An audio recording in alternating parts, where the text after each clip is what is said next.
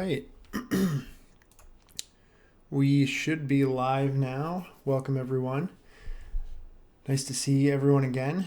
I see there's one person out there. I know I'm monitoring myself, so I count as one of the two. But thank you so much for joining me tonight. Just kind of getting things situated. A couple new things tonight. One is this guy. I tried to get rid of as many squeaks as possible. Also, I'm going to have some music playing tonight just so we have a nice little vibe going. Because I know there's a lot of dead air, excuse me, at times. So, So tonight, what I'm going to be working on is adding particles to the scene to really spice it up. So what I'm going to be doing is jumping back and forth between my animatic to figure out timing on stuff, because I want like newspapers blowing through the scene, and I want those timed up nicely. I don't want to animate those and then have them not even be on the screen. Like, no sense in going through that work unless we're going to see them. Also, I'm going to go through some subsurface scattering to build some scattering on the ears of my character. And then we'll be playing around with some Octane settings. Possibly do some like test renders, but we'll definitely be in Octane tonight. Working on texturing for stuff like the newspapers. We'll probably be in Photoshop a little bit as well. I'll actually get that fired up now. So yeah, if anyone has any questions, I have my chat window down here, so I'll be happy to answer any questions, and we'll go from there. I wasn't sure if my computer was just kind of glitching out, but it's actually this song. So not an advertisement, but I got the music from artlist.io, so check that out if you're interested. There's some great music there. So, without further ado, let's just jump right into it. So I have my animatic over here, and it's already cut to, I already have it cut to the song that I'm going to be using. It's actually what influenced the timing of all these shots. But what I'm going to do without getting into too much is, I want to, obviously these are just like play blasts, and I want to get into, so it doesn't have the lighting that I'll ultimately be using, because our guy is a little more hidden with the lighting that we have, the lighting that we're planning on. What I want to do is figure out, though, where I want these newspapers to run. So I have in my shots here, I have these nested sequences that just have the image sequence in there. And this is just the play blast that's been rendered out. And I actually use that in my animatic and chop that up accordingly. But what helps me to use it as like a utility and like reference tool is that what I also did is put a placeholder in there. And this placeholder has a time code, which is an effect right in Premiere, and I have time code set up so that it's formatted for frames. And what it's going to do is this render right out of C4D is I just did I held command and clicked to toggle between the time code format. So this is just in frames now. And if I hover here, I can get the duration. So my duration is 895 frames. And that's, if we look back over here, that was my original render setting was 895. So that's the full length of my entire animation. And that's actually where it freezes. So if I jump through all this in my wide camera, which is what I did my play blast in, I could jump through the entire render. So what I have is this time code, this transparent time code layer set up in Premiere. What I could do is scrub through and figure out exactly which frame I need if I were to need to like correct a frame or play with the lighting at certain parts, but especially so when I get into the actual animatic. For example, this shot I know is, if I toggle this over, this shot, the first shot of this is going to be 128 frames. But I also know it's frame 0 to frame 128, or it's 127, so that'll be 128 frames. So if I want to start with my newspaper in this frame, what I know to do then is just have that kind of placed somewhere between 0 and 127 accordingly. So that's what I'll do right now. So if you didn't catch my last stream or catch the playback of it on the channel, what I did was made these newspapers right in X particles. So before we get started too far down the line, I will show you how to make a newspaper simulation in X particles. So this would be like a mini tutorial. I'm going to save this as newspaper tutorial. I'm just going to save this out so I can make some changes right in Cinema here and not mess anything up too much. So I'm going to jump out of my camera, and you can see, sorry, I'll jump into my camera, and if I hit play here, let's hit 90 frames. If I hit play here, you could just see, whoosh, there goes my newspaper.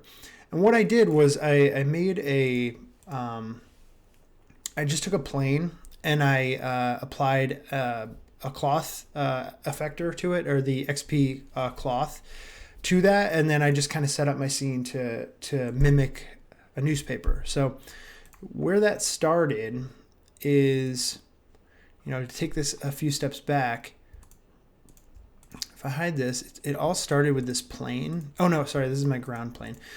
What I started with was a plane. I sized that appropriate to, I Googled the typical size of a newspaper and sized it accordingly. So for argument's sake, let's say 30, let's just do a 1 foot by 1 foot. So 30 by 30 centimeters. And let's just take a look at this little piece of paper. This little piece of paper here. Or if we do this, length. If I do 8.5 by 11, which is just a piece of computer paper. So 8.5 is going to be 21, we'll call it 21 centimeters by 11. I always like to have my calculator dock down here because I'm always using it in Cinema. We'll call it 28. Okay, so here's my piece of computer paper, and what I want out of this is I want to turn this into a crumpled piece of paper. So the first thing I'm going to do, I'm actually going to deactivate all of this just so I can kind of start from scratch with my system. So what I'll do is very simple in X Particles is I'll have my plane selected, and I'm going to go to X Particles, XP Cloth Effects, and then Create Cloth. And it's as simple as that. All right. What it would normally do is default like gravity, constraints, emitter. It's going to add all that stuff in there. With this already in here, I don't think it will. Also, I think I did the wrong thing. So XP...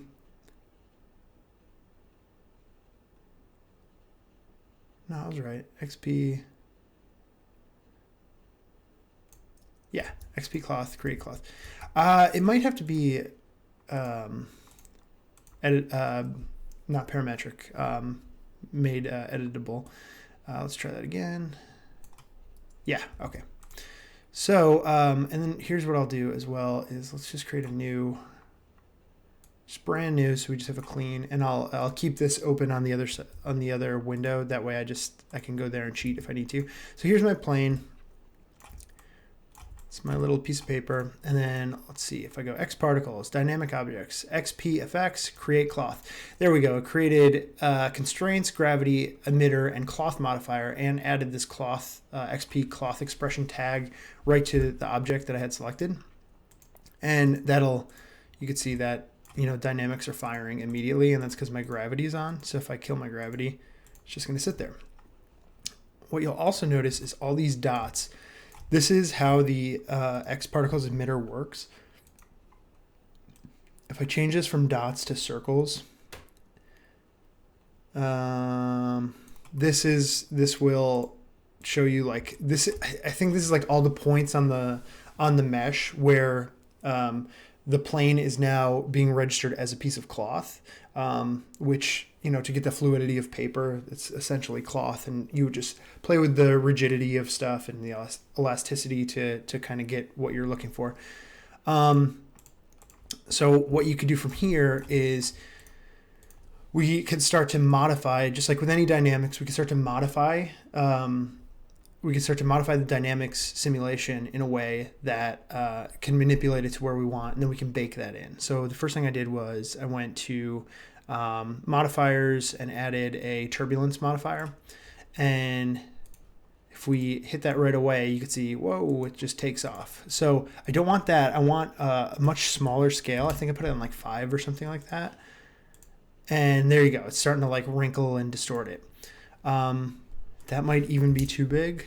1 will really, actually 5 is probably fine, but if I increase the strength to 50 instead of 5, so 10 times the amount, there you go. Like you automatically get this, like it's all curled up right away. And you could see that it is,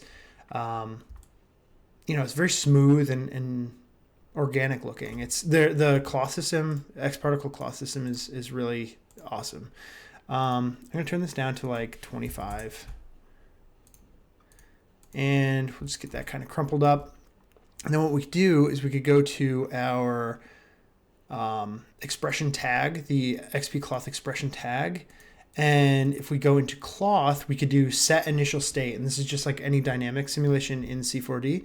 So I could set initial state. And now if I go back to my first frame, there we go. It's like it's already baked into this state. So if I hit play again, the turbulence effector is going to hit it and it'll just take off from there. But what I want to do, and what I did at this point, is I just killed the turbulence effector. So it's just sitting there. It's actually, I don't know why that might be, I'm not sure why that's like starting to rotate, like what's affecting that.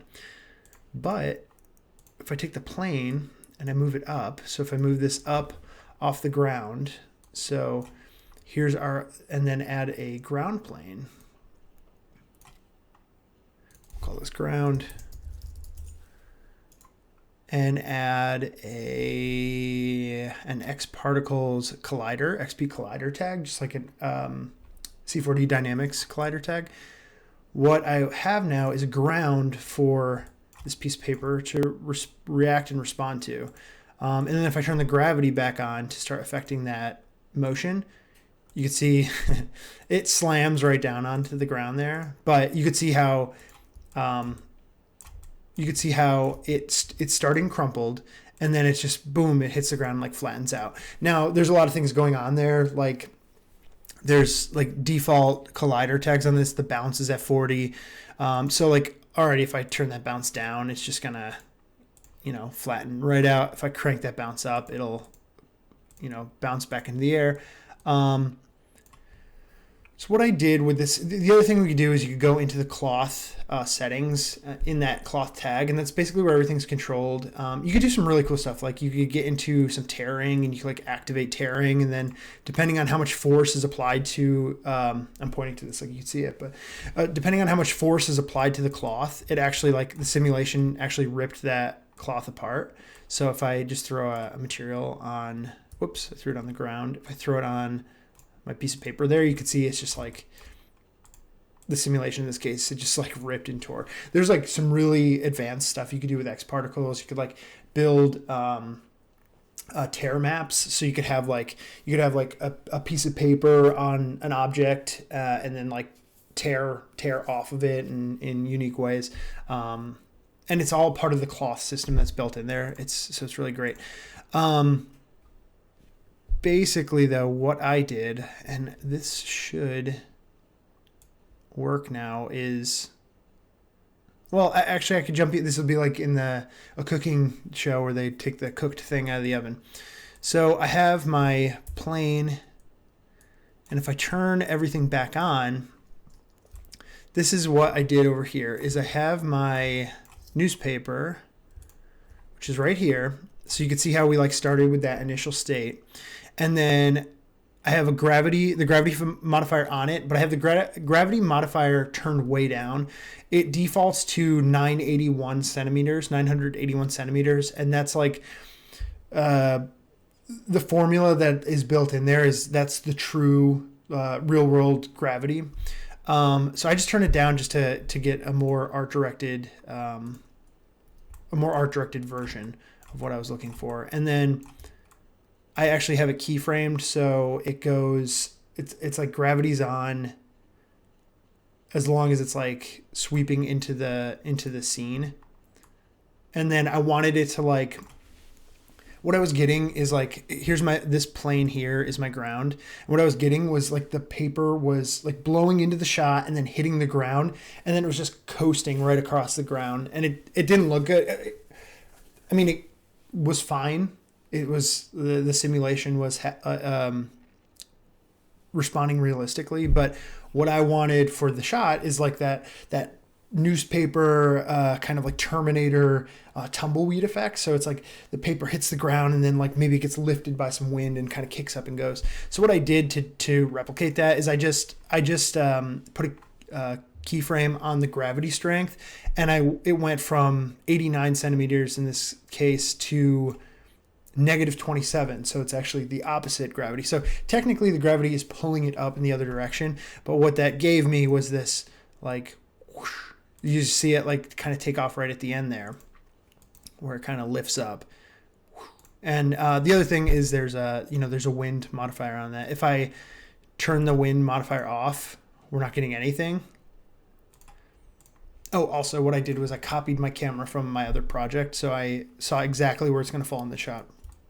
So here it is without the wind modifier on it. It's just responding to the gravity and then responding to the gravity changing direction. With the wind on there, the wind strength's at 395. That's just what it needed to be. In my case, it blows it away and then lifts it off. And then what I did from there is built different iterations of it where, I started the initial state and rotated it around just so we got like a little bit of different looks each time. Then what I did from there is I exported this as an Alembic file. And what I got out of it was these pieces of newspaper. I'm going to shut my dude off. What I got were these pieces of newspaper, and now I have them, and they're all, I did 6 different instances. My theory on it is that there will be enough cutting between shots and stuff like that, and they fly through the scene so fast that you're not going, I don't think that, the naked eye will be able to tell that it's like the same thing. But now I have this newspaper right here, and with the Alembic, you could set which frame you want to start the animation on. And so I'm just dragging this up and down here. And then now what I could do is I can start to place these baked in animations throughout my scene and animate that so that I can have these like tumbleweed kind of things. So that's what I'm going to be doing right now. There's a real quick like crash course on it. If you have any questions on anything I just explained, feel free to pop a comment in the chat, and I'd be happy to answer it. But in the meantime, what I'm going to do is I'm going to go back to my shot list or my animatic. So from frames 0 to 127, I'm just going to kind of place a few different newspapers just kind of kicking through the scene. So what I'll do is I'll go in my wide shot, and I'm just going to go from there. And I have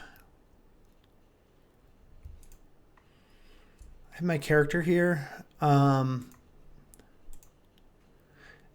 this stream especially, we're just going to have to be comfortable with some nudity. So I'm kind of going for this like weird like tribal kind of thing that goes into like musculature in the in between shots and stuff like that. So whatever. It's, we'll go from here. So I'm just going to place my first newspaper, and I'm going 0 to 127. So just in that first shot, I'm just going to kind of play it and see.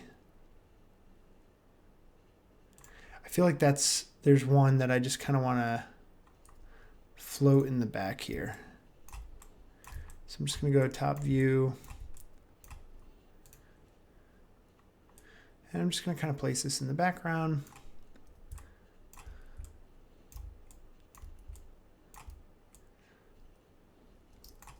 I feel like this stream is so much better with music. So, all right. And what I could do is play around with the start animation setting, and I could just kind of slide this through. I could just slide this through and see where my newspaper is going to fall, because obviously I don't want it to collide with my character. I don't want it to collide with my character. I don't want it to collide with my scene, because right now it's not dynamic anymore. It's all baked down. So it's just, it's just for placement and stuff like that. So I think this one is pretty decent. I'll probably lower it a little bit. And I want to get that initial like a few pieces of newspaper kicking up. So and I want that to happen. I want that to happen about here. So if this is playing by like 70 is where I kind of want these like ripping through the scene. So let's go to frame 70. And what I'll do is I'll adjust my animation start and get this, about where I want it at frame 70. So now that's going to start at frame 13. So up to that point, there's not going to be anything. What I could do is shut my body off again. We'll just take a look at what this animation looks like. Obviously, if it's outside of my shot, then I really don't care that it's frozen in time right there, because we're not going to see it. So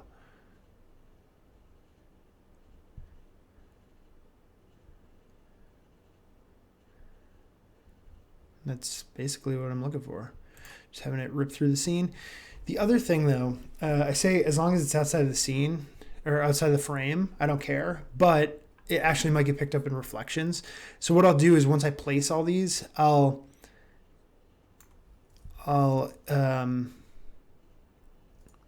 keyframe when it turns on. So it pops into the frame right here at frame 31. So at frame 30, I'm going to have it off. Frame 31, I'm going to have it on.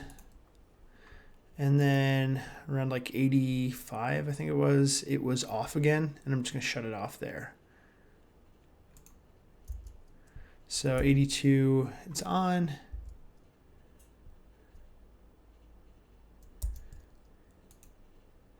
And now it'll be off. I'll set my keyframe. Now if I play this, I messed it up. So, oh, it's visible in editor this whole time. So if I do off, actually, let me just match this up just so I can check it. It's proof against it. So on, and then, so I'm actually, all I'm doing right now is I'm modifying both stoplights so that I could actually see it here. So it's not there. Good. And then there it goes through the scene. And it's gone. Now, if there's a better way to do that, feel free to let me know. Otherwise, I'm just going to kind of plug away on this now.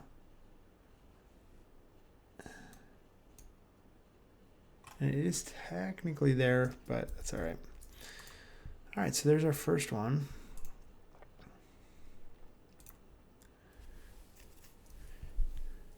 This is actually going to take, doing all these keyframes is actually going to take forever. So I'm going to like shut that off. I'm going to not do that now, and I'll go back through and do it later.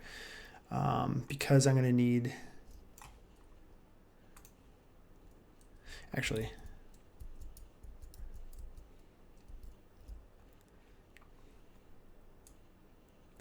what I'm going to do is get rid of the ons in the editor so I could see it, well, so I could work with it. Turn that on. Cool. So now at this point, what I will double check is, which I already kind of did when I was originally placing it, is I just want to make sure it's not hitting our guy, which it's not. And let's just grab another one. Do newspaper 2. And newspaper 2 is going to, I just want that to chase right behind it, but I'm going to need it, I kind of want it like this.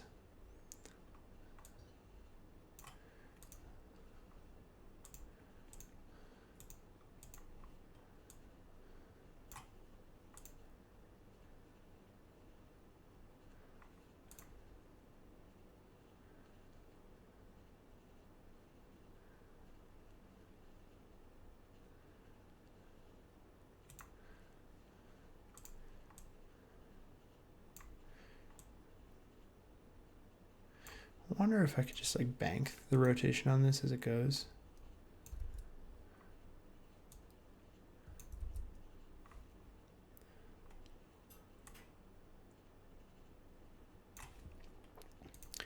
Not too much, but just.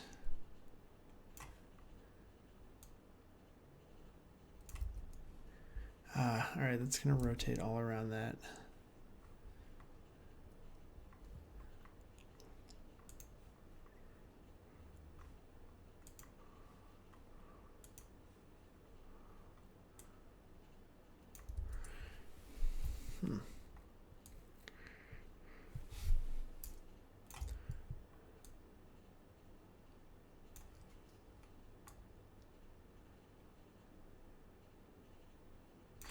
There, that's all right. I'll lift that up there.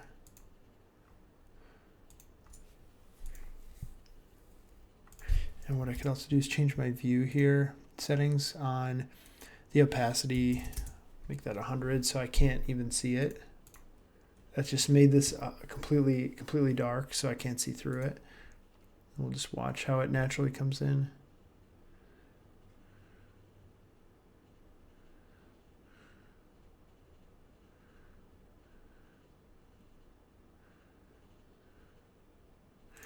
Yeah, that's great. I think I'll do a third one. Let's see what 3 looks like.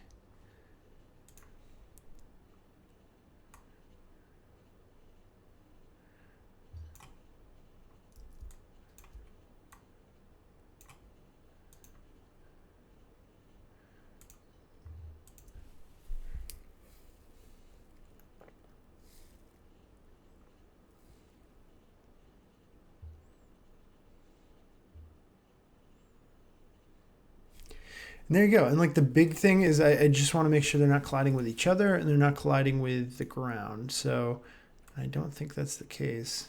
They're getting close, but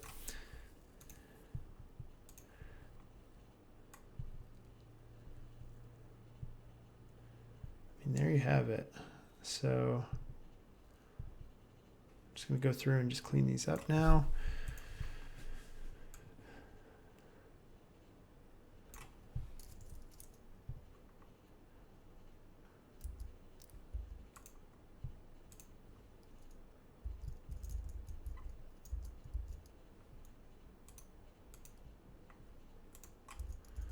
Just use an F and G to walk through this. Okay,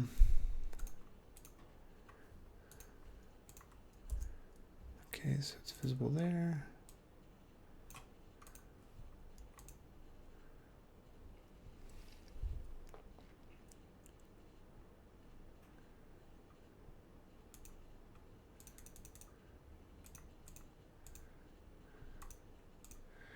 And it's off there.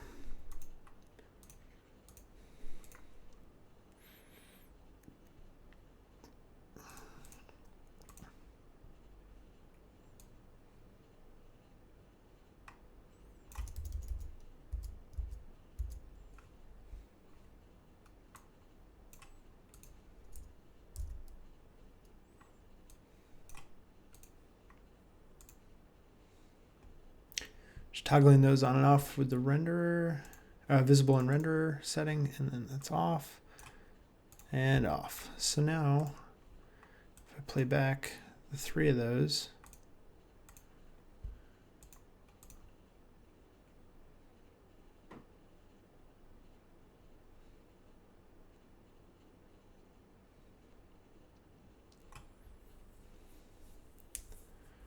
there they go. Through my scene. And then what I can do too is do really quick play blast. Turn my guy on, go to render settings, software, then output 0 to 127.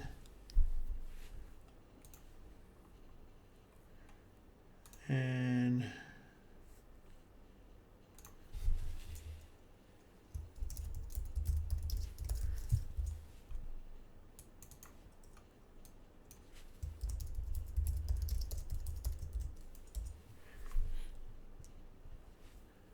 saving the output for that.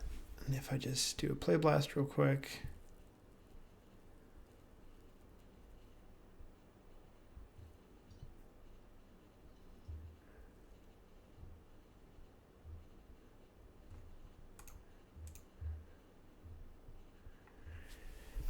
This is going to look a little different than the render I have that I made prior, or the play blast I did earlier, because there are some textures on this already.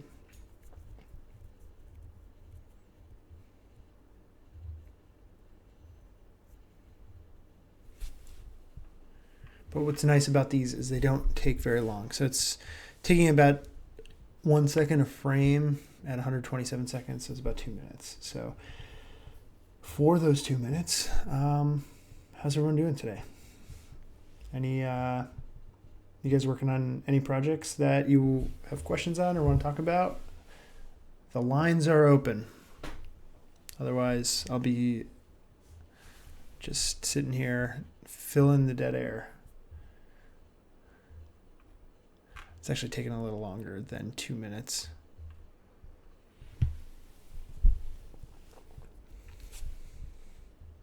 What I can do in the meantime is start to think about these other shots. So that first batch of newspapers I'll want for this clip of the musculature. There's a medium shot here. I don't want to overburden us with newspaper, so maybe I'll do it in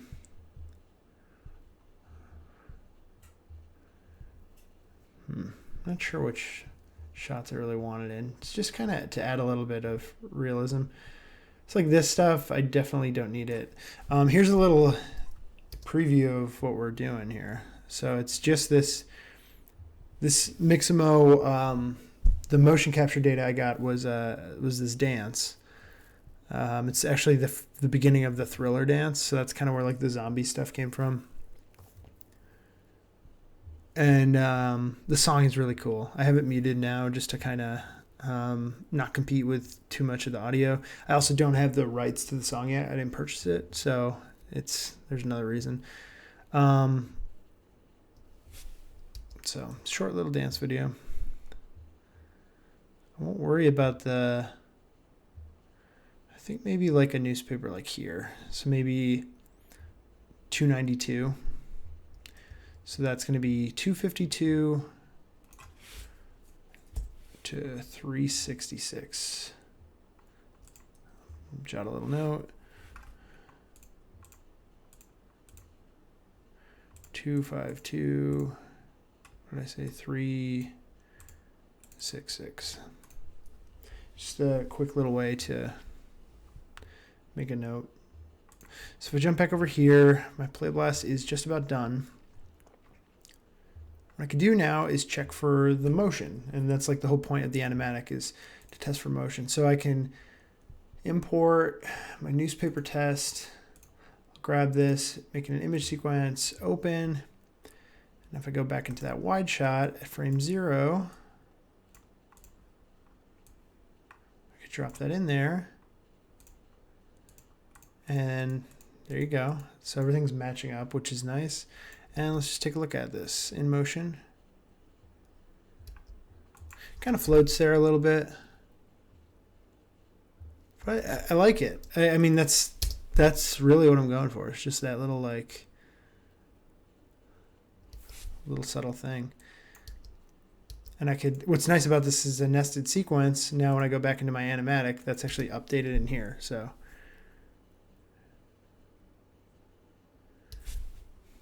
and this worked out nicely because this is off. Oh no, it's not. So I'll have to copy that over so that those, because this is in a different project. The muscle stuff is actually a different project. So it's just like a duplicate of everything. So once the scene is all built out, I'll duplicate that all back over. But the effect that is going on here is that I actually don't know. I might I think like as far as the art direction goes, I think the idea is that like when it cuts to this like muscle, there's like little pops in the song here. And when it cuts to the muscle, I was going to just like cut between these like two worlds. So maybe I'll do like a completely different environment for that. Now that I'm thinking about it, I'm starting to think that's what I want to do. Like basically the upside down. From Stranger Things, but not. I don't want to go with this like blue. It's just like it'd be cool to do like these kind of, this it's kind of like gnarly looking like world, but I still want to stay like in the reds. I don't know. That's what's fun about this project is like I'm just kind of playing around and testing things out, and it'll be a cool portfolio piece when it's done, but it's all about fun and experimentation, so who knows. So let's look back at our other shot. So I think that's good. So what I'll do, and what I probably should have done is made a duplicate of these before I put everything on there. But what I'll do is make a new group, call it Newspapers 01. And in there, what I'm going to do is drop those, and then that'll just act as my first like batch of newspapers, and I'll use these as essentially little like particle blasts. What I want to do is duplicate that back in there. And then with these ones, I'll go into my keyframes here, and then newspapers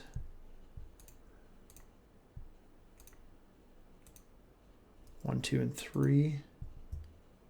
Oops. What I'm just going to do is delete that. Delete it again.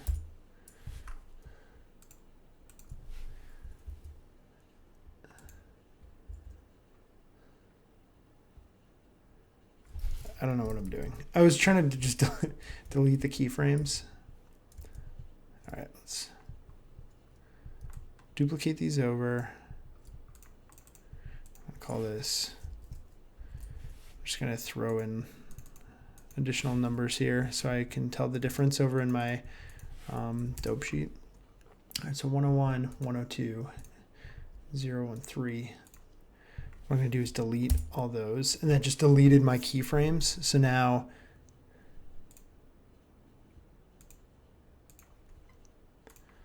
I just have these on.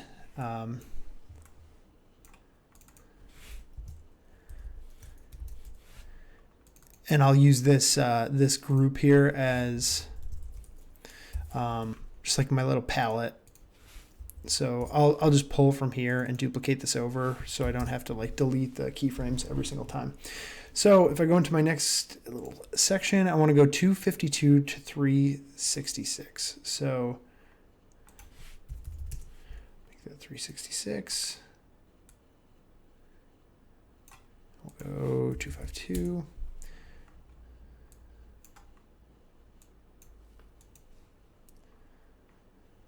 And we'll repeat the process. So this time I'm just going to kind of fire through this a little bit quicker. And I'm already almost starting this. So what I'm going to do is make newspapers 2. That'll go right here. And then in that, I'll just grab some random ones, maybe 5, 3, and 6.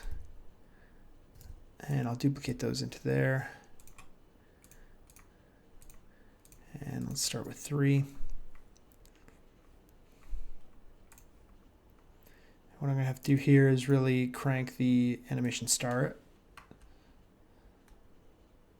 So I want to start on basically, let's just start on 252. And see where that is. Okay, it's way back there.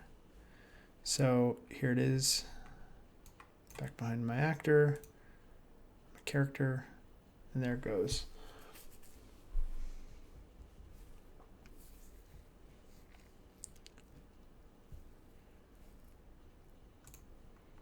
There it is in the background. So that's fine. Where did I say I wanted that? I wanted that about there, about like, I don't want it to interrupt this like pelvis thrust thing, but maybe like right there, like 300. Yeah, it's about where we are. You know, we just want to look organic, so I'm just gonna kind of play with it until it's where we like it. I like this one. This is a good one. Like just the flow of this newspaper. I'm just gonna lift it a little bit. Same with 5. With 5, it's 2. Make that 255 as well.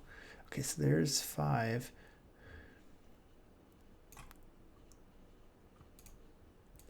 So if I drag through here,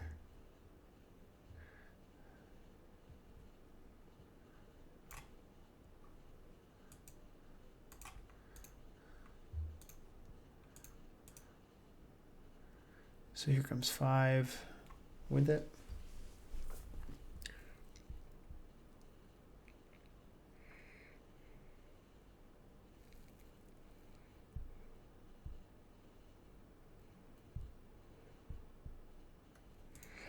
And we'll put 1 in the foreground. That's what we'll do with 6, just to break that up a little bit. So 255. We'll put this one in the foreground.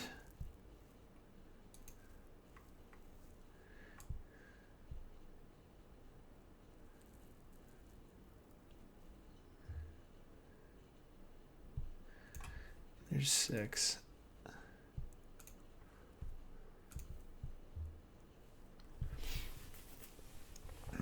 Here, this will go through the foreground. I'm actually going to split these up a little bit so they're not just like coming in bursts of 3, just to make it a little bit more organic. So I'm just going to slide this down a little bit so it starts a little later. Maybe 5 will start. I'll have that one kind of ending there. And let's see what this looks like. That start. Kind of starts on the screen, so I'll just scooch that out.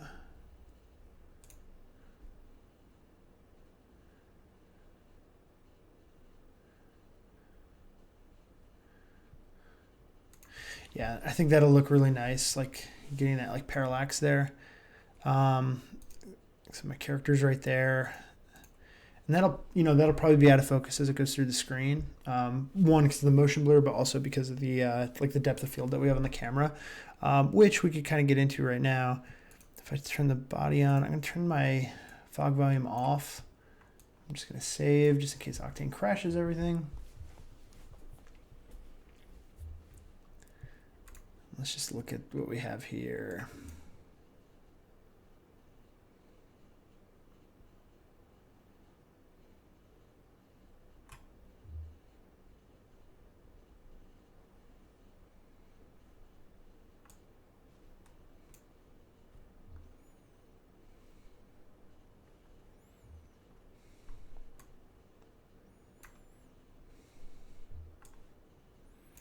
And there it is. It's just like in the foreground. So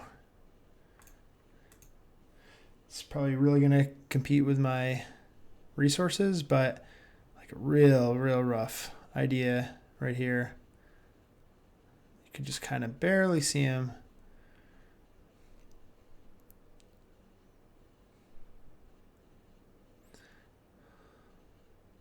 But I think that's going to look really cool, because what is also going to happen in comp is I'm going to, yeah, that looks sweet.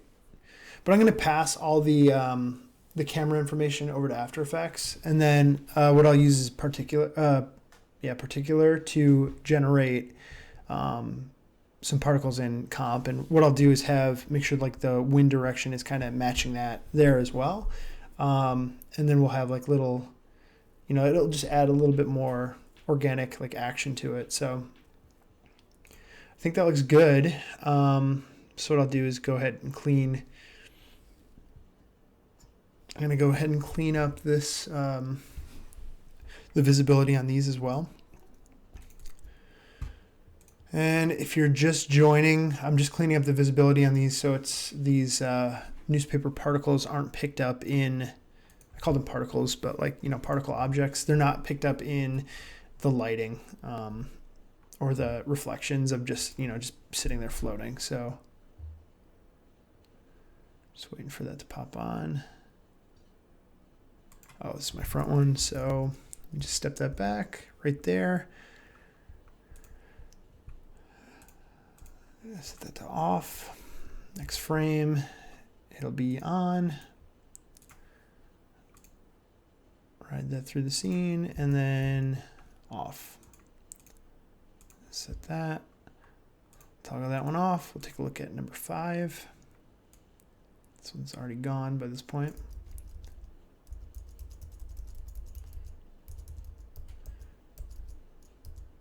Okay, 5 is now off screen. So we'll do off, keyframe. Next for keyframe, turn it on, keyframe. Rip that through the scene. And off again, keyframe. Turn this guy off and we'll do our last one here.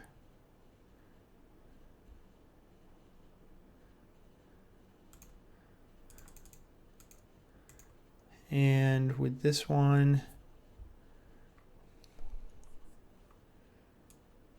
off. Next frame is going to be on. And we're going to rip this through the scene here. We're at the end of our music. It's going to loop back over, but I built in a 30-second delay on it just to, so when I started at the top of the stream, it didn't start, I don't know, whatever. So just bear with me for some silence for a minute. All right, so those are all set.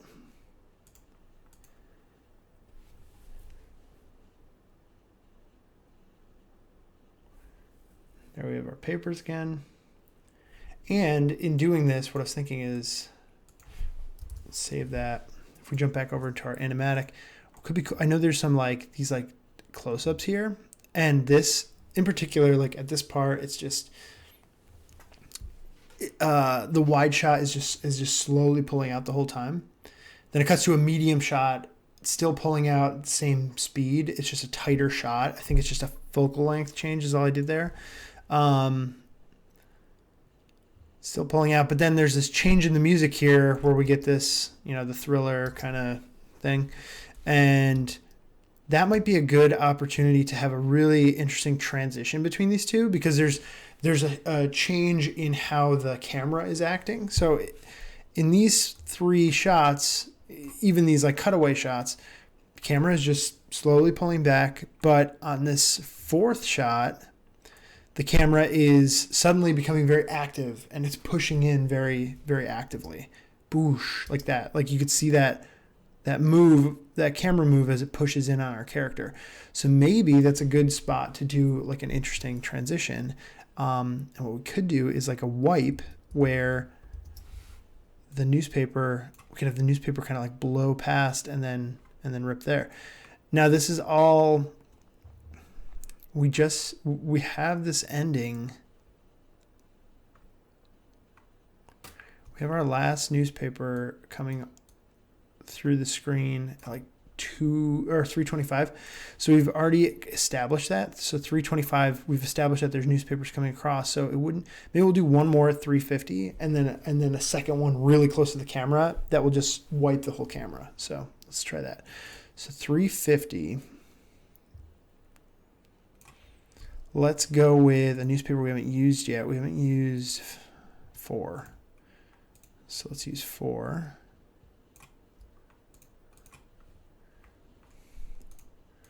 And we'll just make that 350 just so we can kind of place it.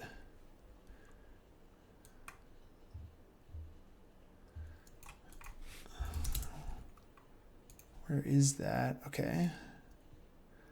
There it is. Maybe we do this one in the middle ground.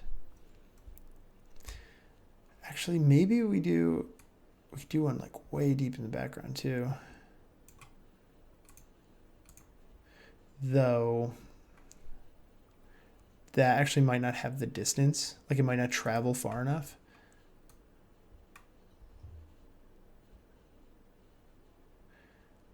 But I was wrong. Actually, we've already done that distance, but if we go like really far back, will that carry through? It will. But take a look right here. We're clipping on the curb there. So easy. We'll just raise that up a little bit.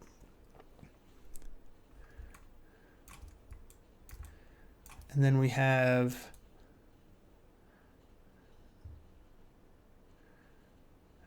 so that's not gonna work.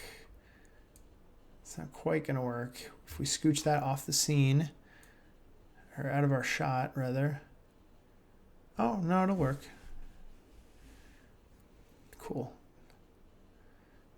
That'll be a cool one. So let's have that. So if at 350 we want to see that through the middle, we'll scooch that down. So it's about there. Oh yeah, that's going to tie in nice. So we have this whole gust of wind that's blowing a bunch of this stuff. Oh, and I have to go to 372. So it actually doesn't even matter because I'm going to be off the shot at this point.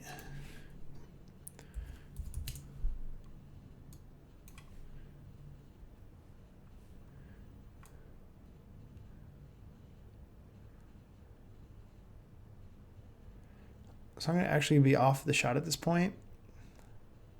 So that's fine. So we could just set the start on that. Off.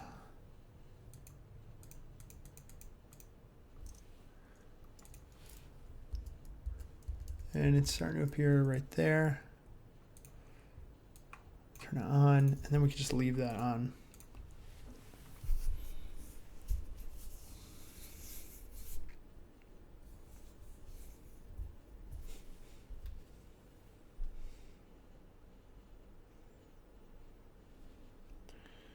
In the meantime, I'm just gonna do a little posty post.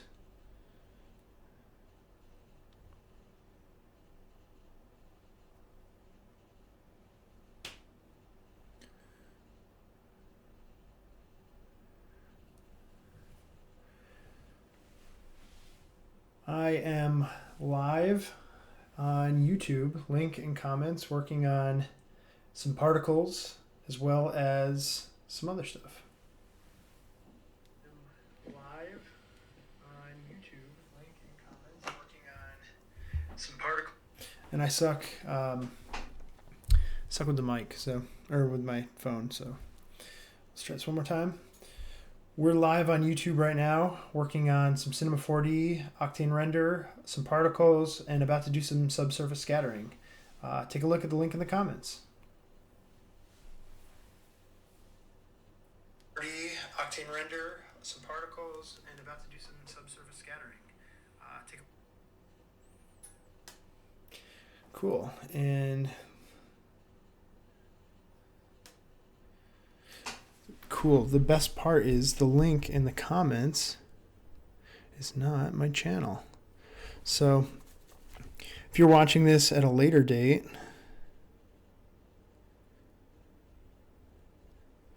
I'm sorry for this delay. At least I have some music playing. This is a social media guru at work. You're getting a glimpse behind the scenes. So let me just paste that. Done. Now if I look at that. Beautiful. Wow. That's some stuff. 3 viewers, 3 people, 2 people actually. I'm 1. Jacking my own numbers up there. Welcome to the stream. I'm just about finished with adding these particles into the scene to just add a little bit of life and to the animation. And I'm about to show you a naughty bit here, but I'm about to do a camera wipe right here. Basically, I want that to take over the screen right at 367. So if I go to frame 367, whoops, and we'll grab one more. Actually, 2 I think was a good one earlier, because newspaper 2 had that really flat face. 355. Let's take a look at where that is.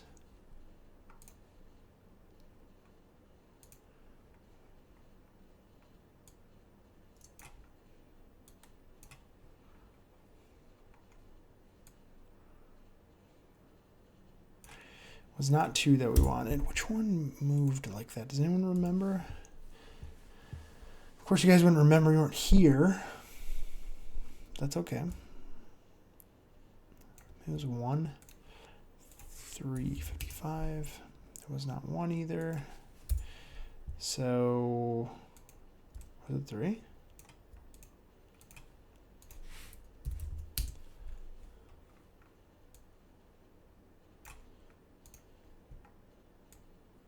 Yep, it was 3. Cool. So at 367, I think it was. Yep, 367 is where I want that to fully wipe in front of the screen.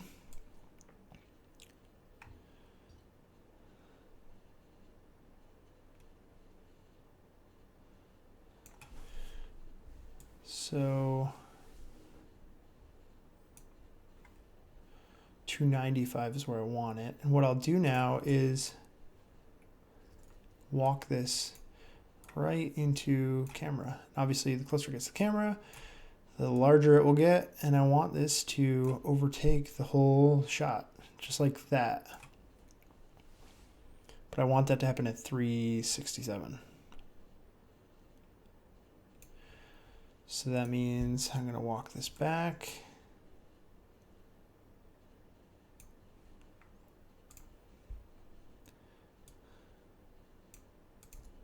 And here's our cut. Ready?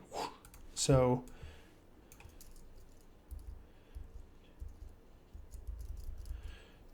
with a little sound design on that, that'll look really cool. So that's just going to wipe us right into this. And I'm actually going to take up a little bit more of the screen.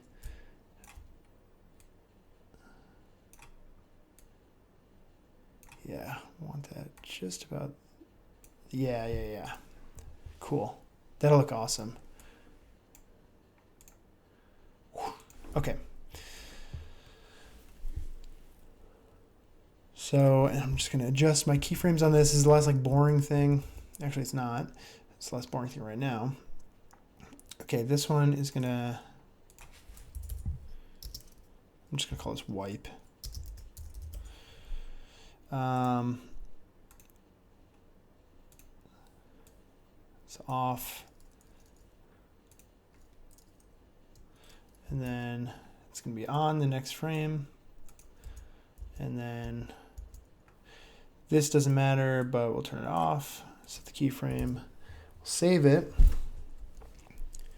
And from here, let's turn these back on. And then our whole render that we're going to do one more bash. It's going to be 367 is our end frame. We're going to do 252 to 367. 252, 367. So I'm going to go to my outputs. 252, 367. It's going to be 116 frames. Newspaper test. 2.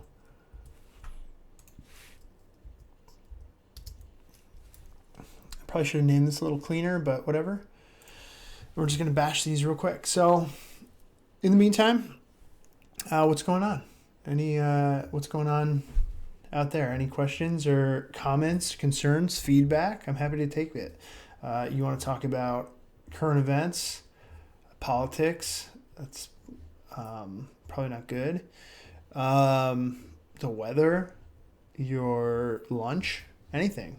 I'm looking for comments. You could be the first comment of the night, the first comment on the stream. We've been streaming for an hour and 3 minutes with 0 comments. But you, lone viewer, whoever you are one keyboard entry away from direct contact with me. So think about that.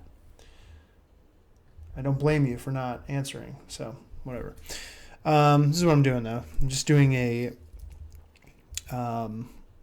play blast. I always forget that word, play blast. But just ripping that right through here, and then that's going to be our cut to this. And then I think we're done. I think we're done for newspapers. Take a look though. Got this weird hairdo going. Growing my hair out. It's been an interesting process.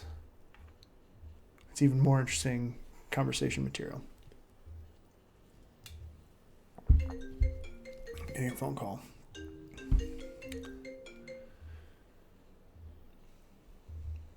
Ignoring it. It's the FBI. They're saying you're showing too much male penis on this human male penis on your screen. Sorry, FBI.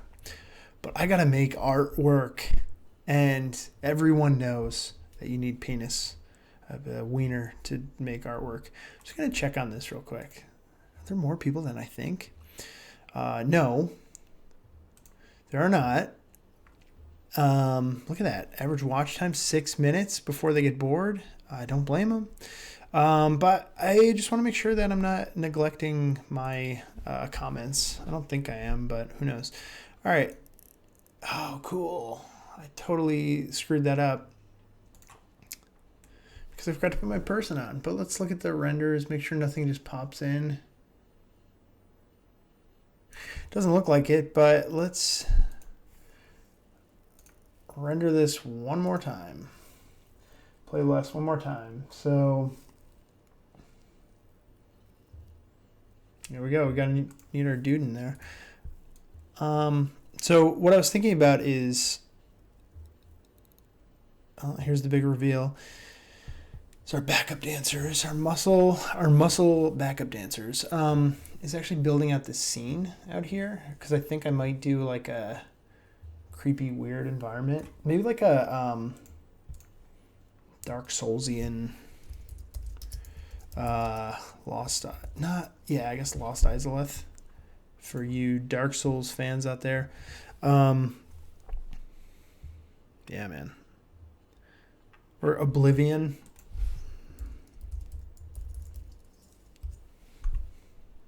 Not that Oblivion. Oblivion. Like this hellscape. I don't know. Any suggestions? What do you think the cut, like we have our street scene, but what do you think the cutaway should be when it goes to the muscle dancers? I was thinking about just doing it on like a stage, like with spotlights, because like the way this ends is it's gonna go, they're dancing and then poof, it just goes to boosh, emptiness. Pretty cool. I don't know. Maybe it's like, here's the other thing. It could be like Star Wars throne room fight. Like something like that would be really cool. That's pretty cool. That's pretty cool. Just that shiny ground. What a dumb movie. What a stupid movie. I'm actually not going to do it just for the... I don't want to homage this dumb-ass movie. Though this scene was really cool.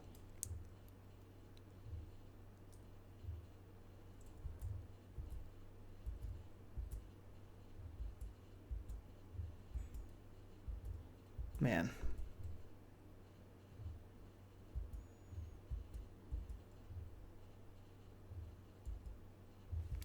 What a dumb movie. Can we all agree it was stupid? Can we all both agree, you and I, dear viewer, that the movie is really stupid? We can agree that this is really stupid too. I'm not opposed to that. I can be easily swayed. I like it, this thing I'm working on, but it doesn't mean that it's not stupid. So, I'm impartial. Is that the correct use of impartial? Define partial. Yeah, I think so. I think it was the correct use of impartial. All right, so let's go back into, so that's shot 1, 252, which is right here. 252 is, wow, I accidentally did that. And let's just do this. Everything matches up. Cool.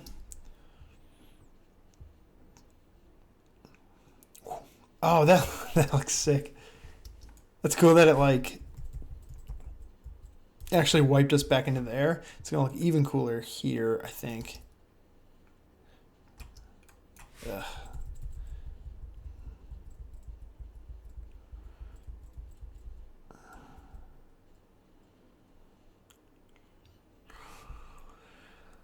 So I think it needs to be like 2 frames sooner, because then it'd be like,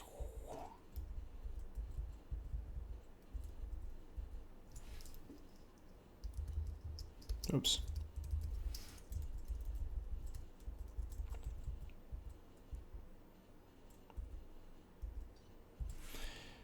If I just knock this, whoops, knock this guy over here. 1, 2.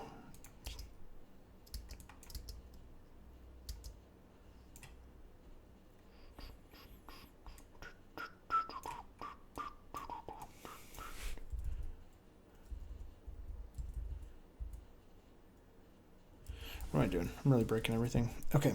I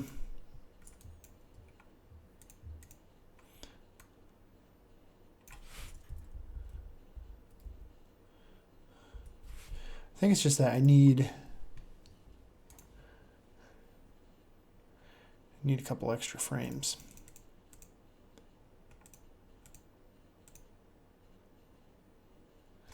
$368. So if I go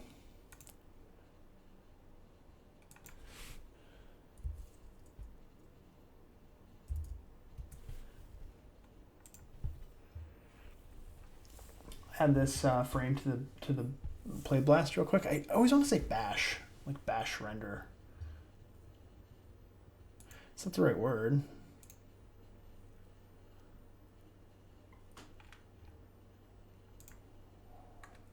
It's not the right word. I don't know why I want to say it. Play blast. You're just blasting out the render quick. That's what you're doing. But I call it a bash. I don't know why. You know what? Let's actually this should be done. Yeah, it's done. Okay. Let's delete this. Yes, I want to delete it. Let's add it back in, and we have. There's our frame right there. We're starting 252. And let's drag that in there.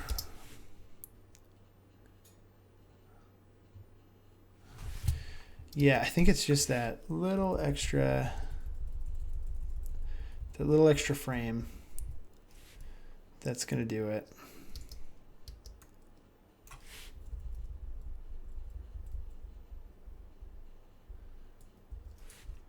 Because if I do this now,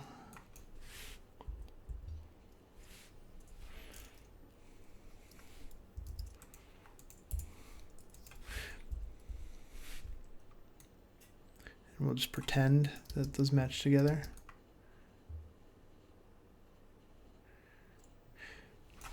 You know what I'll do too is, so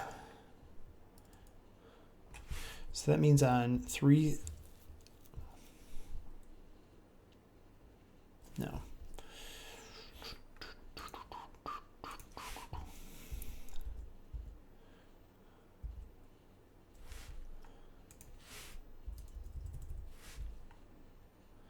What am I doing?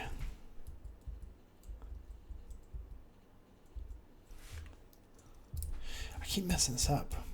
My timing here. All right, let's pretend everything's fine.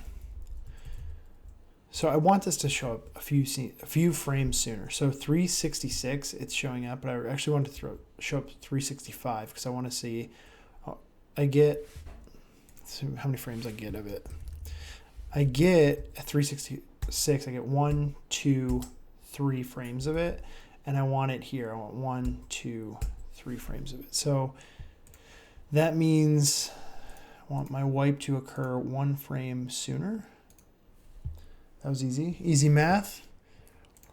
And on this shot here, medium 01 at 372,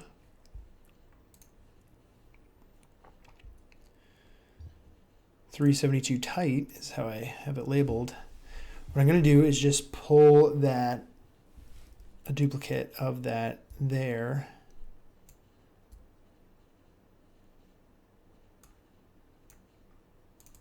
Newspaper wipe 372, we'll call that. And this guy, we'll just put that right in the lens as well. We're just going to cheat a little bit.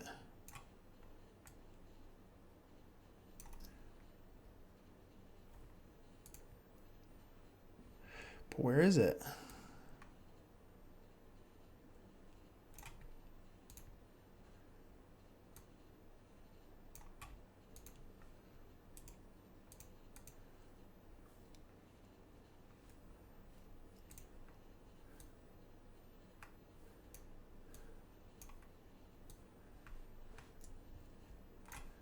Where the heck is it?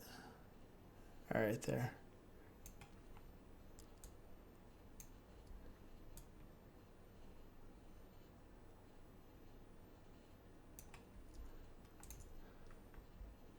I'm gonna jump out of this camera here and just, come on, guy. Well, actually, we do it here. Because the whole point is that it's going to cross the, it's gonna wipe and reveal this. So if I really, whoops, did I duplicate that? Yes, I did. If really just go like that. And we'll kind of repeat the motions, a little editing technique, like when you're cutting like a fight scene or like cutting on action.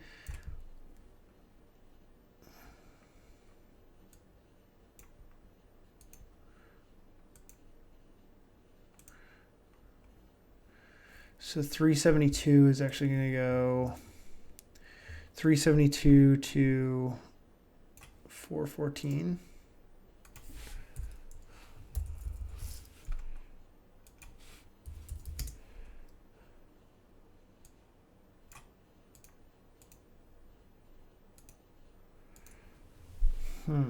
Oh, this is off now. I want this on.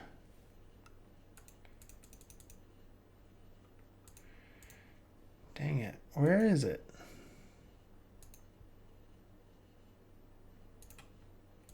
It's already gone. So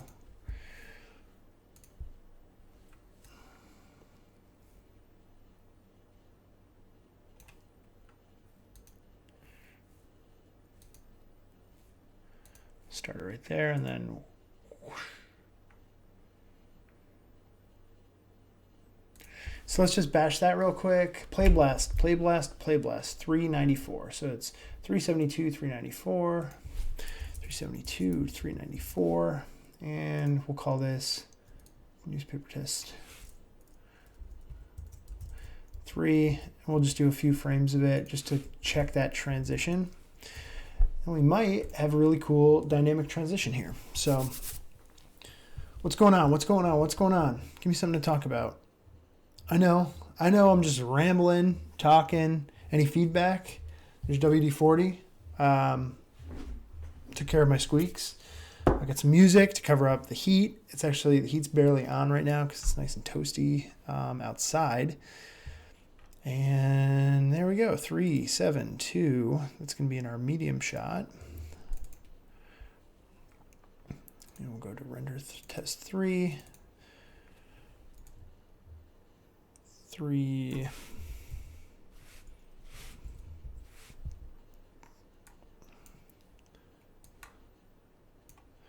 372. It's our same exact shot, just with our thing right there. And then now our newspaper, if we take a look at this, nice. That's so cool. So it's actually going to work a little nice because I adjusted the paper also. So it's actually going to be like that. So it'll be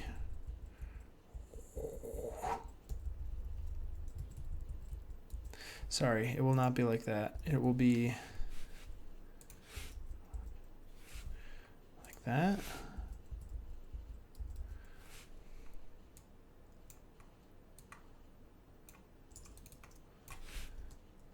I think I just want one more frame on there. Yeah.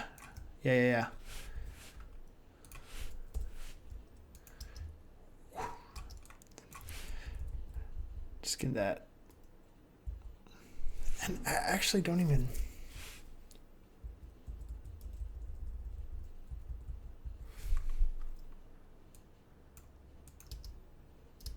Yeah, just gonna be.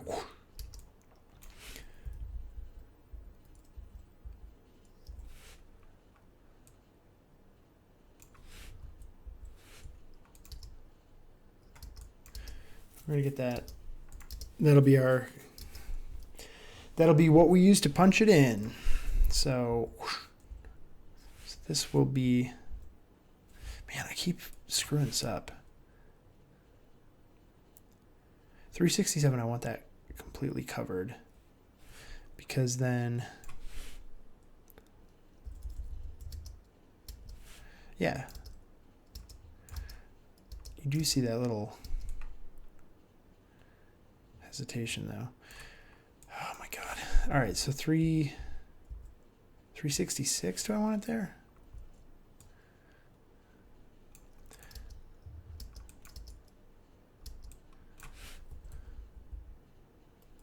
No, because I didn't even see it. Man, idiot.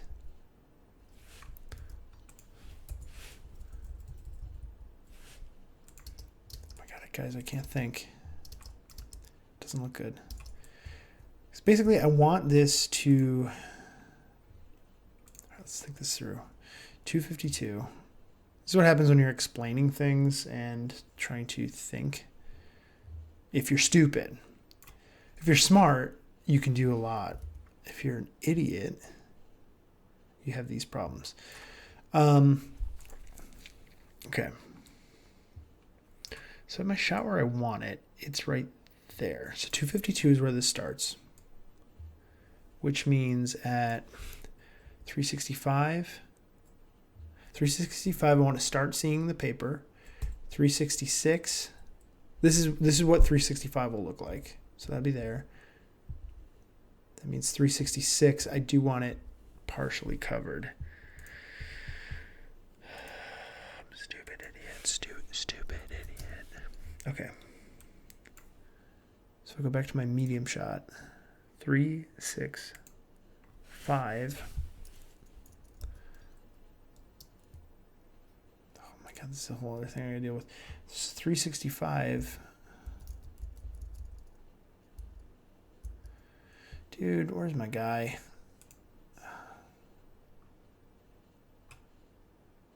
Oh, no. I want this on the wide. There we go. Okay. All right. So 365, yes, is where I want that. But 366 isn't going to show up because I'm off of it. So 366 is going to show up. So 366 is there. So I want 366 to be the full wipe, which it is. That means 367 I don't care about. So actually, keep this organized, let me kill it. It's just done on 367. Oh, it's done in renderer. Okay. That means, okay.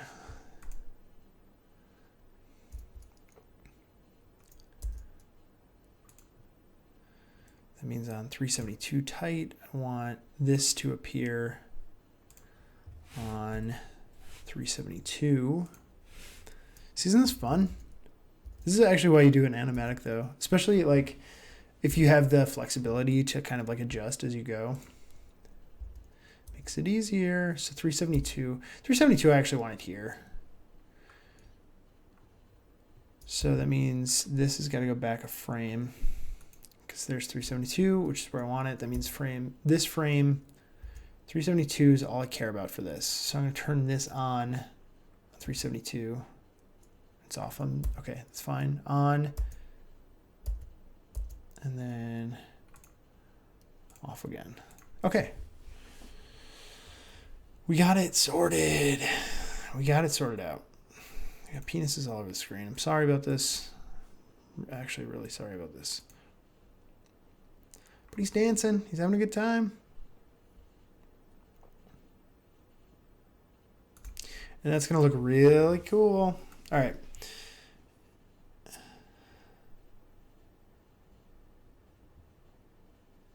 And I do just want to put one more. I know, I'm sorry. I said I wouldn't do it again. 479, we'll just put one more in the background.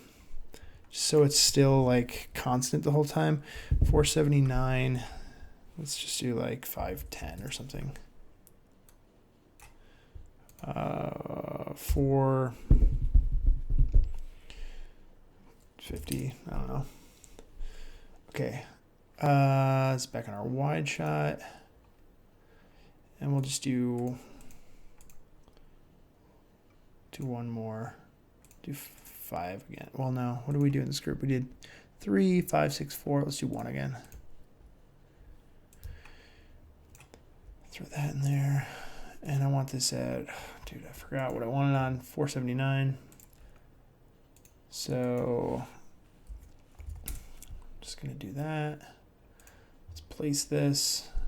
This is some tedious shit here, but some tedious stuff here. Caca. I want this one way past the car. I just want a little bit of stuff going on. And on 372 is, I want this passing through the scene. And actually, if we're cutting off of this, well, at 496 is that's when it's going to be, that's going to reach its ending. So if I go to 496, Frame 496. That's when I want this to reach.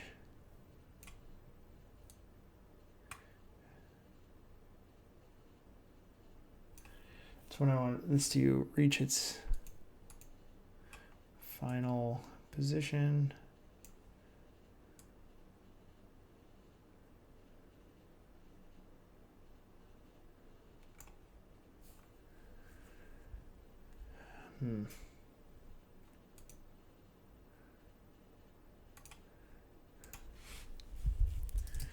But I also want to make sure it doesn't just appear magically, or it wouldn't appear magically. It would just be sitting there the whole time, which it is. So let's do this. Let's just cheat it into the foreground a little bit.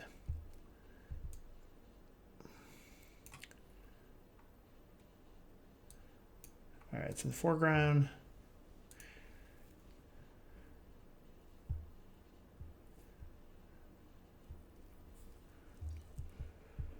How you doing? This is moving.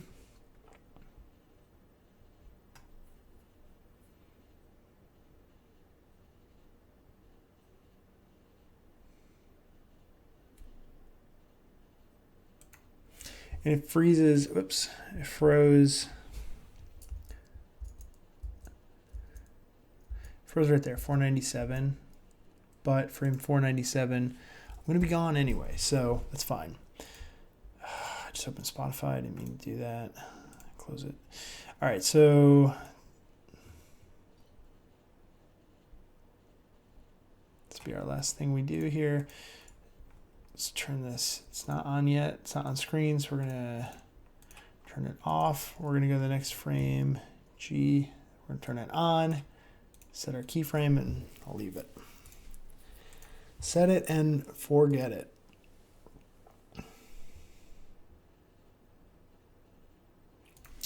Who wants to do some texturing? I do. So let's do that. First thing I'm going to need is some newspaper. I like using unsplash.com for some beautiful photography, for beautiful free images and pictures. Let's see if there's like a newspaper scan. Probably not, because it's just like photos and stuff. I didn't really think this one through. You know what else is really good is Lost and Taken. Lost and Taken is, they have a bunch of free textures. They're great. So let's look right in paper, see if maybe there's a newspaper in there. Really doesn't matter what it says. It's going to be ripping through the scene so quickly.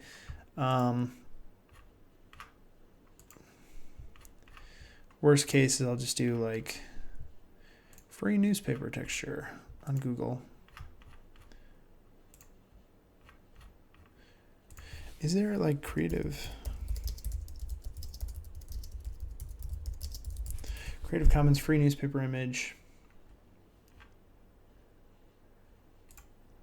I don't know. Like a newspaper scan. All right, there we go. I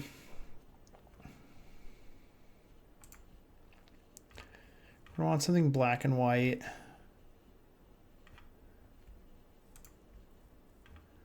I mean, actually, it doesn't really matter. All right, here we go. This is perfect. The bucket men. What? What are the bucket men?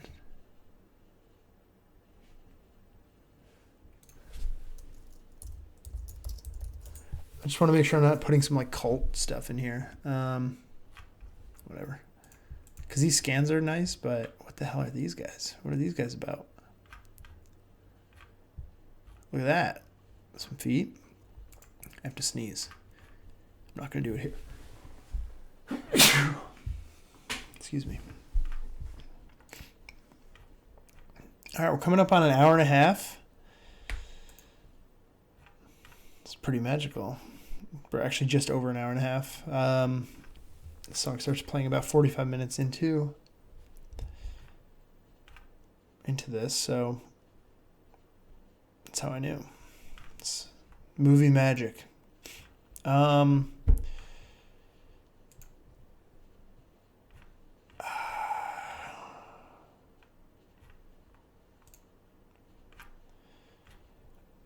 It doesn't really matter. I'm getting real picky here, but we'll go with a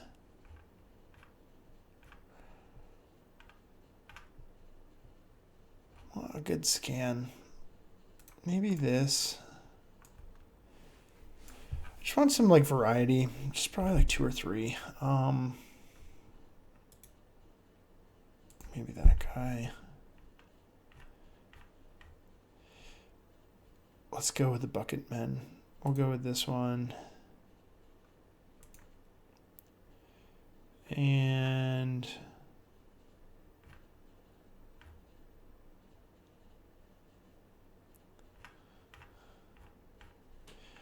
do you guys see any that are jumping out that look cool?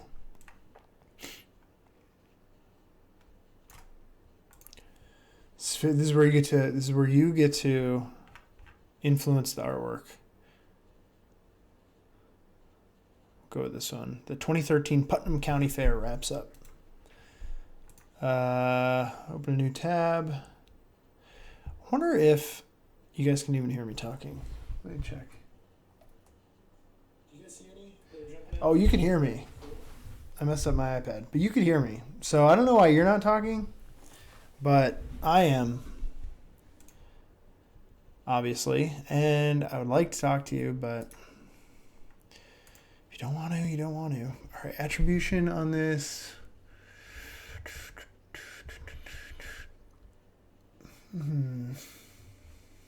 Probably not going to anyway. Shit, I should have looked at that before I. All licenses.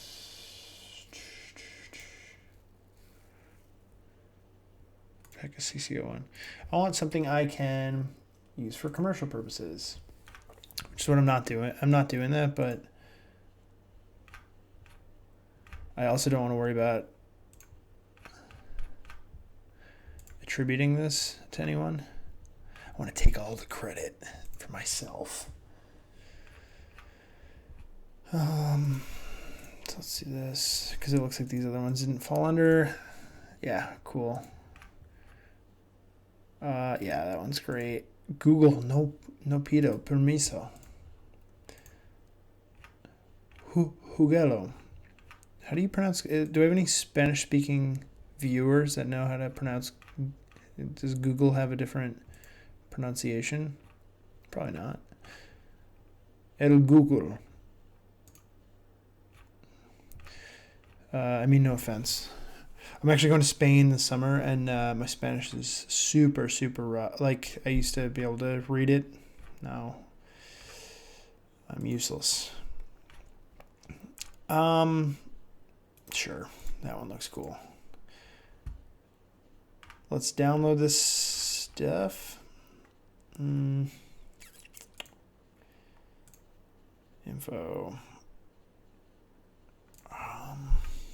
Is there a download button?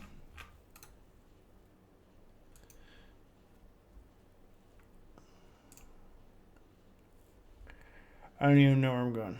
Passion projects. Dancing. Textures.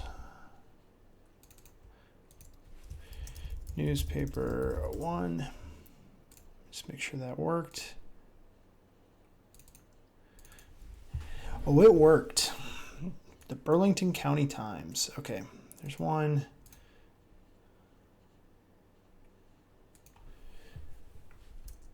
I'll call this one O2. I don't need that anymore. Don't need that. Save image as newspaper 03. And we'll save that. This one's really small, actually. Yeah, I don't even want this one. I'm We don't want it. That one's too small. Throw it back in. Just throw it back in the water. All right, cool. Now what we're gonna do is let's texture some stuff. So we got our happy dancing fella there. We'll shut that off. And let's get right into our newspapers.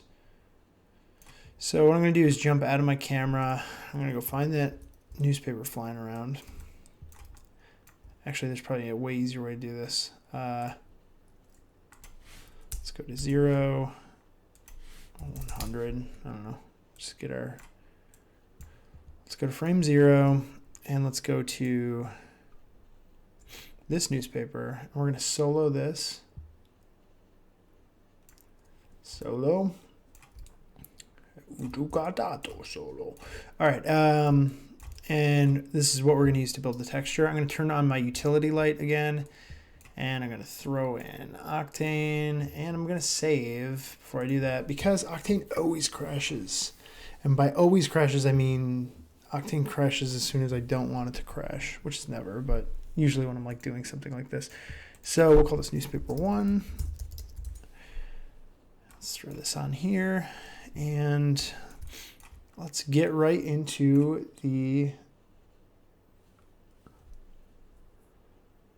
Let's get right into Octane. Okay, I just wanted to make sure that you guys could see it, because I know it's a little delayed over here. So let's jump into our node editor for this, and we're going to put an image texture. And in our image texture, we're going to go to our passion projects folder, our dancing folder, our textures folder, and we're going to grab newspaper 1. And we're going to pipe that right into the diffuse. That's pretty damn close. Probably because I used an accurate newspaper size for my plane here.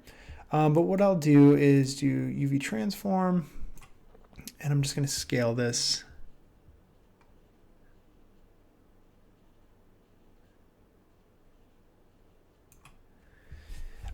Actually, I mean, it's almost perfect. 0.95. Like, where does that start repeating? Wow. So there we go. There's our newspaper. And what I also want to do, though, is put some opacity on it, because like newspaper, like here's where we'll jump into our like reference. Light through newspaper. So what I'm going to do is just like, look for some real world examples and figure out how much opacity it should have, because it gets that like little bit of glow when the light comes through it. Again, it's going to be kind of ripping through the scene really quick, so it's not like a huge deal, but it would be nice to have a little realism. I'm also going to bring my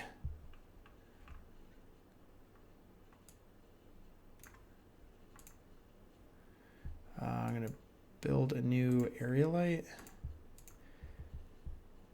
This will be used for reference, and I'm just going to put that right over there. And I could probably get away with this, just like, basically I just want to backlight this. Should I put a specular material on this?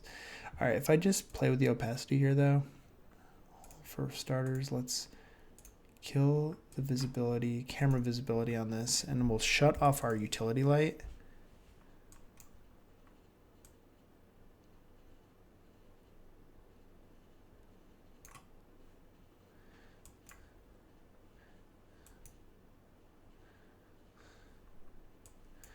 Where's our darn light facing? I don't want this like that.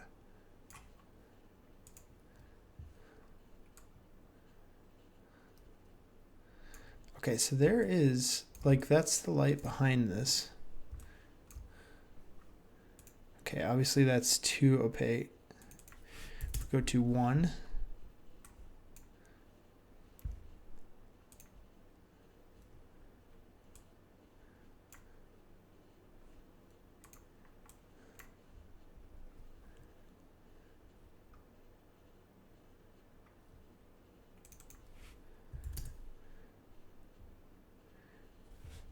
If we can make it really thin, and you know that light will like just blow right through it. If we do like 0.8, man, that's really thin too.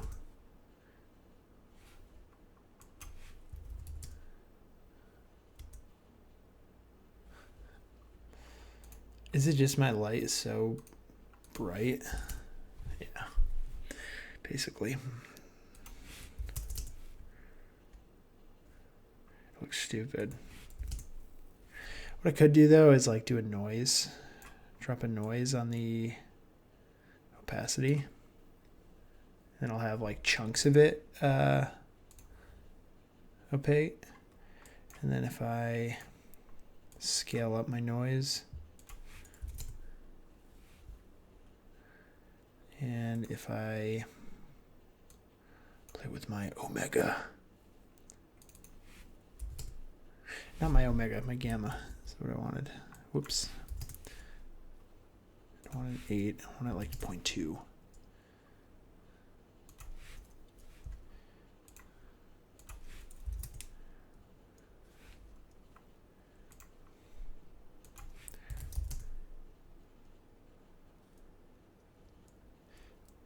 This begs another question. Do we really need opacity on this? Because it's just whipping through the scene. I would argue no. What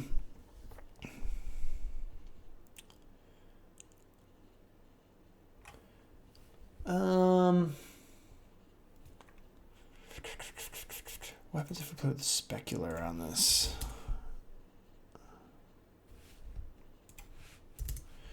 The roughness.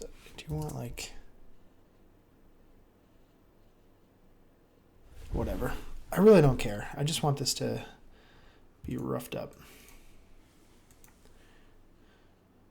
And when this goes, I just want to make sure it goes with it. Yeah, whatever. That's fine.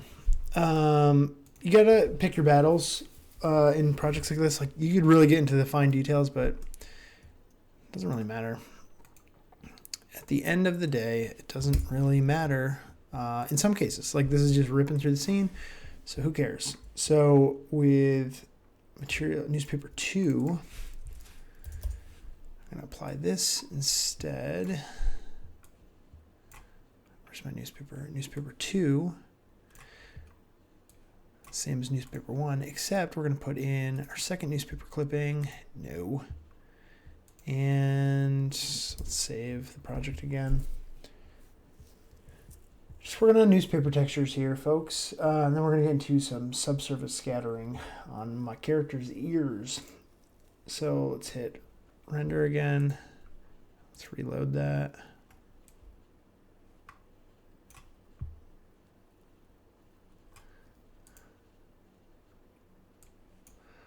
Why, oh why,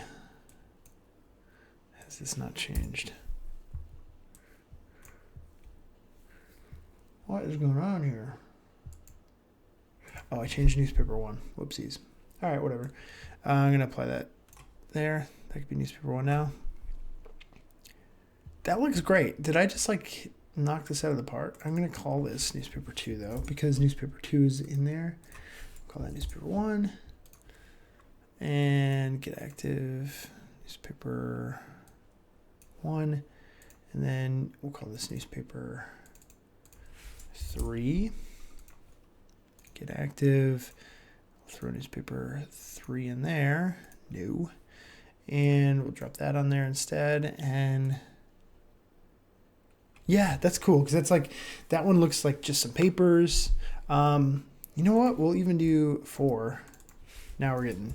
Whoa, we're getting crazy now. We're doing 4, and this one will just be like a flyer. So let's just drop a color correction on this boy, and then crank our hue, crank our saturation. I'm an idiot. That didn't work. Edit, delete. Again, thing to keep in mind with this is don't be an idiot, and it'll work properly if you're not an idiot. If you're an idiot, it won't really work. But if you throw a gradient on, oh yeah. All right, but I have to drop this on here again. Step one, don't be an idiot. All right, so gradient's working to control the colors on that. I still want my blacks to be black, but I want my whites to be, let's go like a yellow. Cool, that looks like a flyer. Nice. Do I do like a wanted poster now? Let's do this one. Flyer 1 and flyer 2. I'm going to take a quick break for a second to text my buddy. I'm going to text him to come watch my stream because I'm a narcissist and I want my friends to see me working. Hey, come watch my cinema 4D stream. What a jerk. Me, not him. Okay, we'll do flyer 2. Get active, flyer 2. Let's drop the flyer 2 on our newspaper 01, which is right here. And let's just change this. Let's do like a red. Cool. That was a happy accident. Very Bob Ross.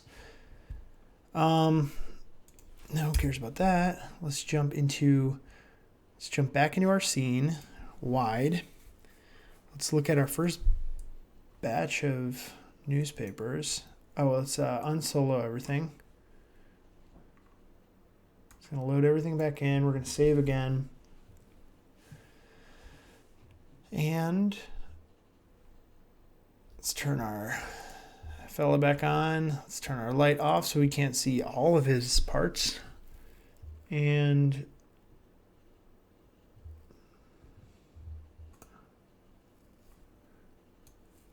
let's jump through our scene here.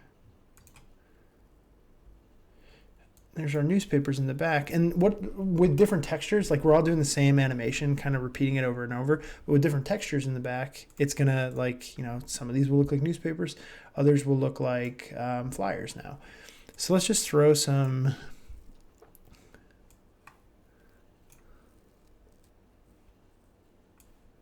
We're just throwing some textures right onto that.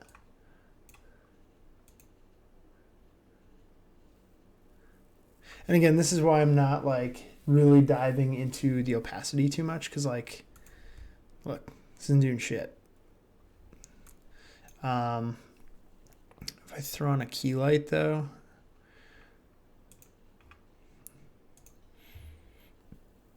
that might actually catch more.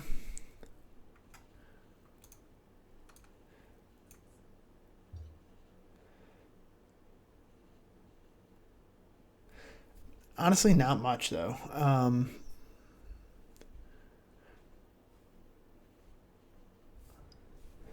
much. But it's enough to sell it. And that's like the key here. Or that's the key that I'm going for, is I'm just trying to sell it. So let's go into our second batch of newspapers, which this is going to be like just really crank up the numbers there. Okay, this is in the 300s. So here we go. Here's some more newspapers. This one's like right in the foreground. Let's make this one a flyer. Oops. I want this one to be this flyer material. I said, please be a flyer. Okay, so maybe that's not working as well as I want. No, I mean, it's yellow. There you go. It's just really getting hit with that red light. Whatever. Let's make that one. Maybe it might just be too rough.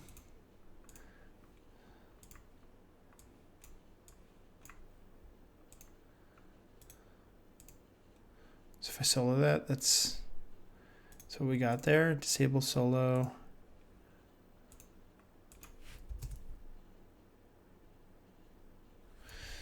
Nah, you do want it rough, because if I don't do it rough, it's gonna have the, like, you could see the shine on this, and like your newspaper is not gonna be lacquered, though it would be wet.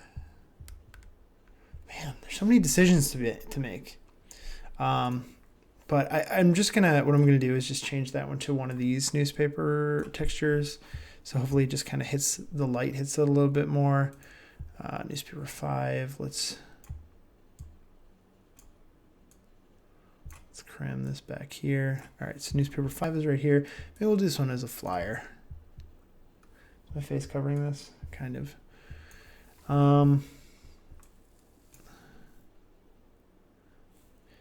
This doesn't matter. This just proves it doesn't matter. So newspaper 4.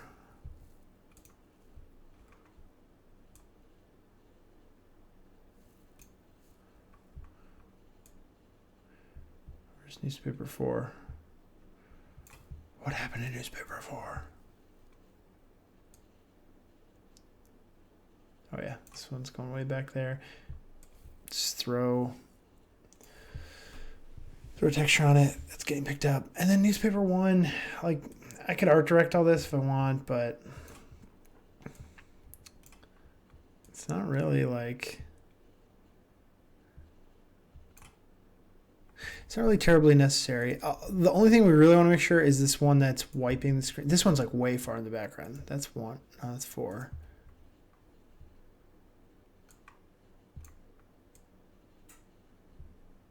the hell is... There it goes.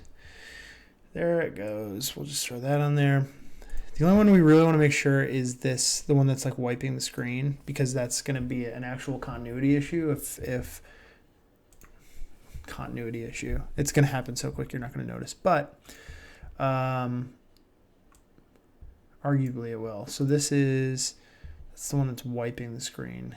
That's also the these two are supposed to be the same newspaper. Oh, well, we're not seeing that because of how the render's working. But like when it's right here, let's try this yellow on it. Which it's not. This makes me wonder, should we do this now? Opacity, drop the opacity so we can see through it. No. Stop second guessing yourself.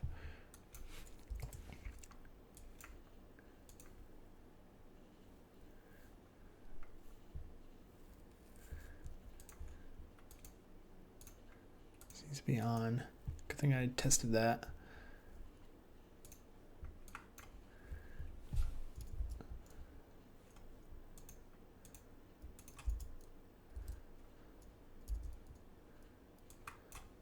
So maybe we're making this one like a newspaper. Yeah. So if we do like a newspaper, like the white rather than the flyer, the camera will be able to pick it up more. So, but obviously you could tell it's not really mattering much what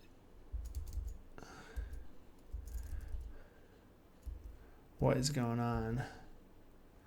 So this should be newspaper 2 texture. But like cutting between the two, you're not gonna notice. And there we have it. There's our newspapers. Turns out we didn't do any red flyers, but whatever.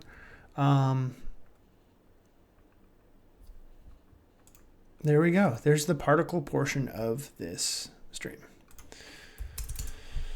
So, any questions for those of you in attendance? Those of you who are watching this at a later time, if you get this far or have any interest, feel free to leave a comment below, and I will return your questions with answers.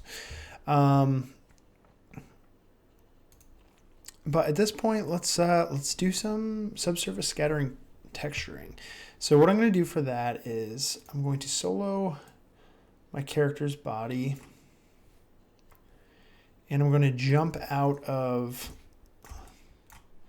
This is a boring ass stream. I just realized it's like I've been going 2 hours and all I've really been doing is moving newspapers around. But I appreciate you guys. I appreciate you watching. If you have any interest, I really do. Okay, so let's jump into my male model here. And what I want to do is, I touched on this last stream, but all I'm really going for here is Red Dead Redemption 2 ears. So Red Dead Redemption 2, to quickly recap, did this really cool trick with the character's ears, where they applied a subsurface scattering material just to the ears. So you get this like realistic lighting effect on the texture, but you don't have to bog down the entire texture with a realistic skin color, or a skin shader. So I'm just going to do that with the ears. So I'm just jumping in. I'm going to grab some ear. Grab some ear, folks.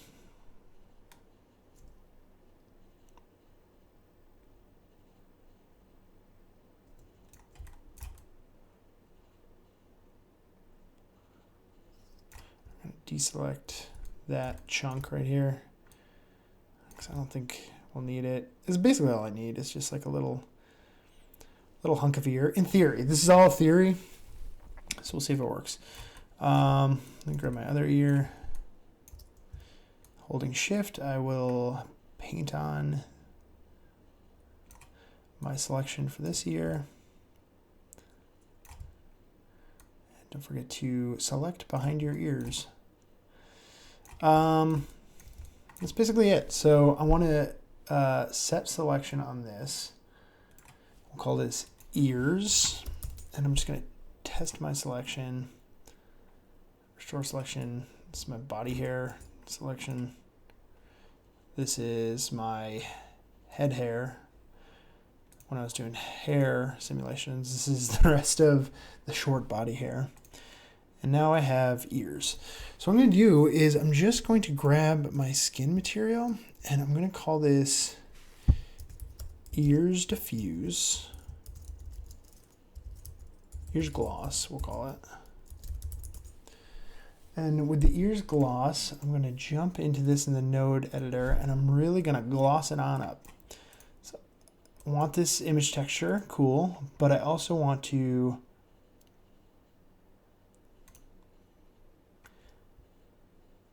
really want it nice and shiny. Actually, it was on 0.2. That's fine. What I'm going to do is grab a specular material. I'm going to call this one ears spec. And then we're going to do ear mix material, call this ears mix. What I'll do is apply this to my selection here. So now my character has, look at those ears. He's got these like white ears. And what we're going to do is judge our selection. Damn it. I missed that little pixel. So gotta fix it. You do have to fix it because it's gonna look stupid. Because you're gonna have a pixel off there, and it's gonna F up your whole deal. So only select visible elements, and let me just grab that pixel right there, which I got. And let's double check over here that my ears look proper. Yep, there's one missing right there. Measure twice, cut once. And with this selected, I will reset my selection. I will delete this, and I will reapply my mix material. So now if I select off of it, we take a look at the ears. I think this like right here is going to be okay, I think. Worst case is like we get this kind of working, and then we go from there. So I'm going to turn on my utility light. Didn't really help, so I'll shut it off. What I'm going to do is, this is what I like to do when I'm doing subsurface scattering materials, is I like throw a light behind this because I want to see what these are going to look like when they're scattered. and they're going to get, scattering is going to come with like a lot of light displacing through it. So I just saved this. What I'll do is open my Octane viewer and send that to the render. And all right, cool. So I want that overblown light back there. I'm going to show off camera visibility on this, but what I'm going to do is let's like zoom right in here. What I'm going to do now is go into my mix material. I'm going to close that for now. I'm going to put my specular material in material 1, my ears spec in material 1, and ears gloss in material 2. And let's just put these guys down here with that guy. And let's go into our node editor. And auto arrange selected. What I like to do is start with the specular material for whatever reason. It actually really doesn't matter. You start with one or the other. So if I put the float on 0, it's going to go to my gloss material. If I go to 1, that's going to that specular material. So let's just do the gloss first, because actually the gloss is done. So we're on specular material. And what we want to do for this is in the transmission, I'm going to pipe in an RGB spectrum into the transmission. When I do that, it's because I want this red, this blood red color. Beautiful.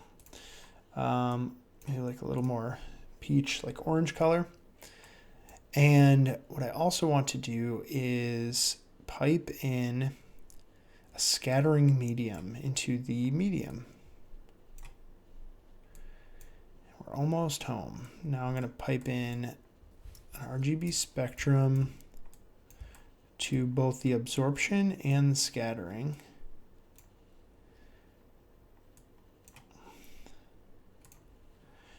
And I'm just going to play with how that light scatters through that. So the density I think is good at 100. And I always forget which thing does which. So you could use floats in here instead of RGB spectrums, but RGB spectrums helps to like affect how the light is coming through, like the color of the light that's coming through.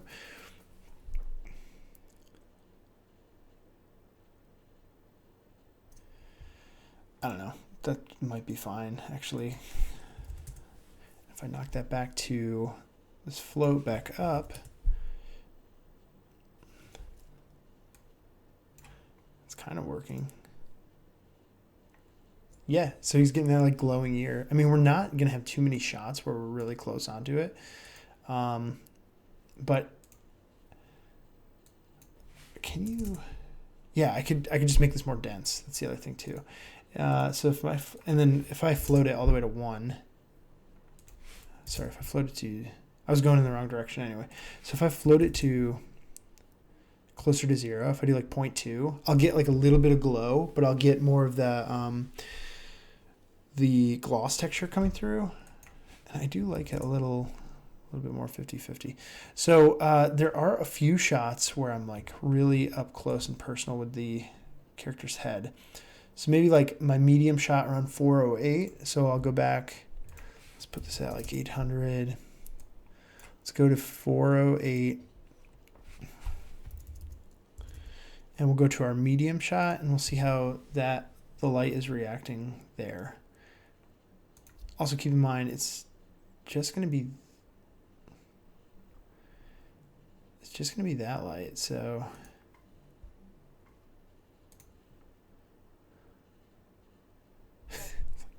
after all this, it doesn't even matter. But like when you have it there, that looks really cool. So it's cool that works. Let's just scale this down. Whoa. This is really where we start to crash Octane.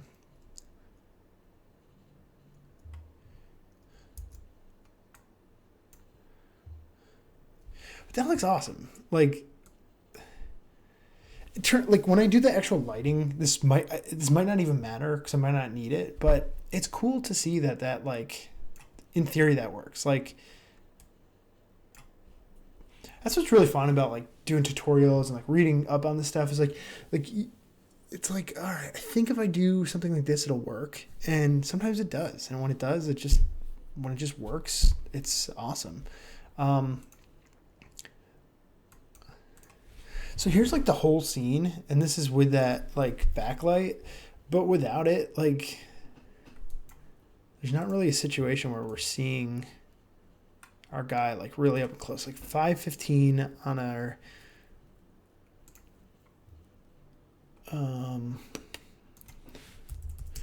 if I go to frame 5:15 on this zoom shot, like we don't even see it there.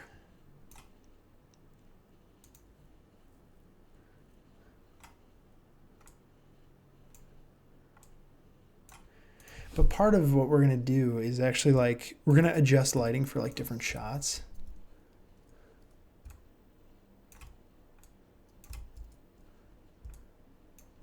So let's just add this in here and just kind of test it and see.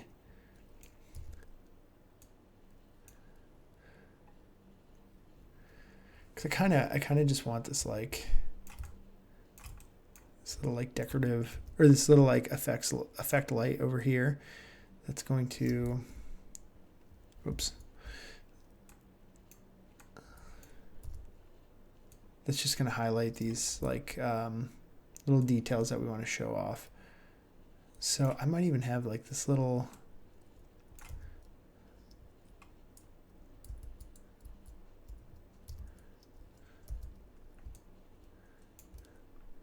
I have this light come in here.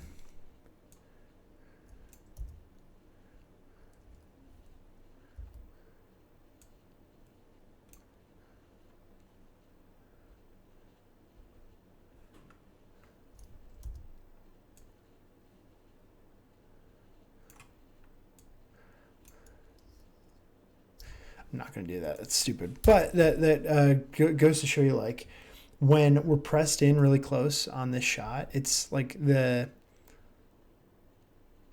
not going to see the details that we're seeing here. Like, we're not going to see these, this edge and like how the effect is starting to break down there. And that's all I'm really testing here. If I go back to the wide, so I might actually just parent this like rim light to my guy here, so I can get that like effect lighting there. Though before I do all that, I did have some backlights already. Let's see if those do anything. I doubt it because they're like so far away. So let's play with this one. I like that setup. I'm really excited that that actually worked so easily. But obviously I hate this light right here. So we'd want like a barn door to kind of correct for that. So we're going to do a couple little lighting things. First of all, I like changing this to a disc, so it's a little more organic looking than just like a, you know, like a light panel like right behind them. And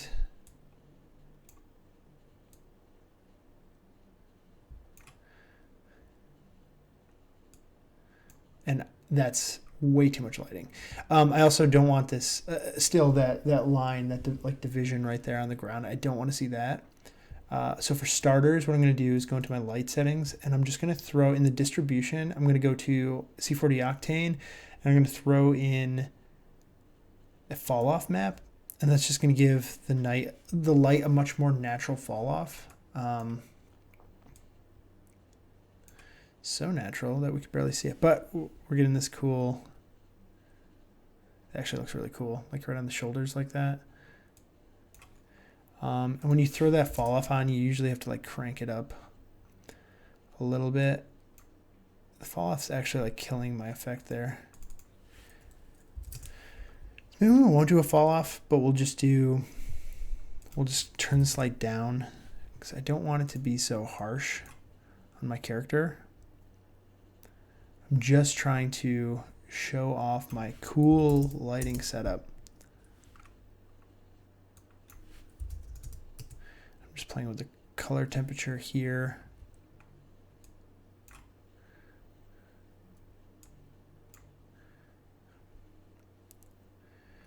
And this is just like, this is turning into just an interesting rim light, and it's motivated by this street light over here on the left side of the frame. That even works like right there, like where that's starting to hit the ground. That I don't like, obviously, but what we could do is just kind of rotate this light and customize it a little bit more just for our character. Tilt it up a little bit. And we'll scooch this back behind him because I do want to, like, the whole purpose of this is to show this little effect here. I think I could rotate this a little bit more, and I could definitely turn it down.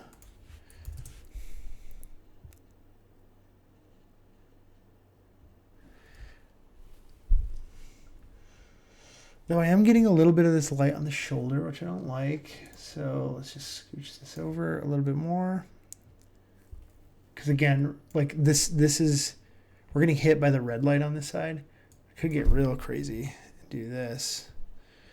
Put a second light over here. Make this one red. Whoa. Crazy for this one, Jeremy. Turn it down a lot.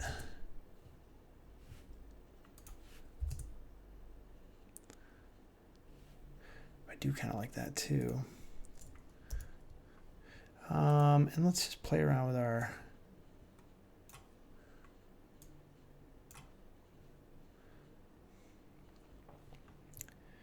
playing around with the shape of my light now. Just take it because I want more of like an edge on this. And this is up way too high. So let's do like 2.5. Let's like knock it down by half. That still might be too much. But I like it. So part of the nakedness of this guy is I don't want to show this his crotch off. But I do want him to be naked because I want this like tribal thing. I'm actually going to do like a tribal paint texture on him, like a chalky. Let's see, tribal chalk paint.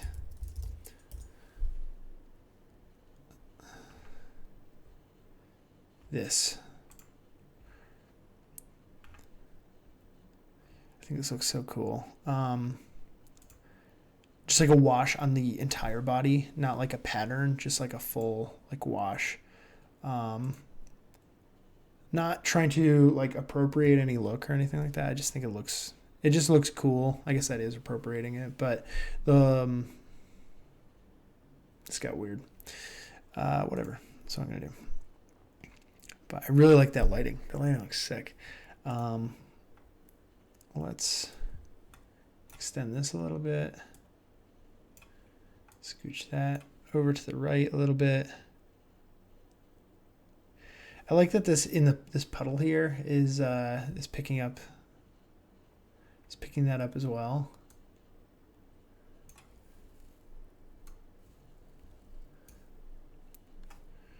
Again, the whole point of this is to get those darn ears, and it's not doing it right now. Am I too far away?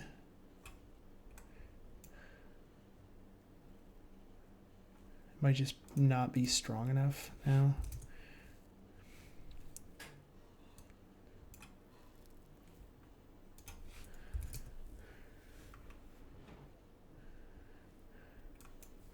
What would happen if I jumped into my medium shot? So the medium shot is showing off that effect nicely.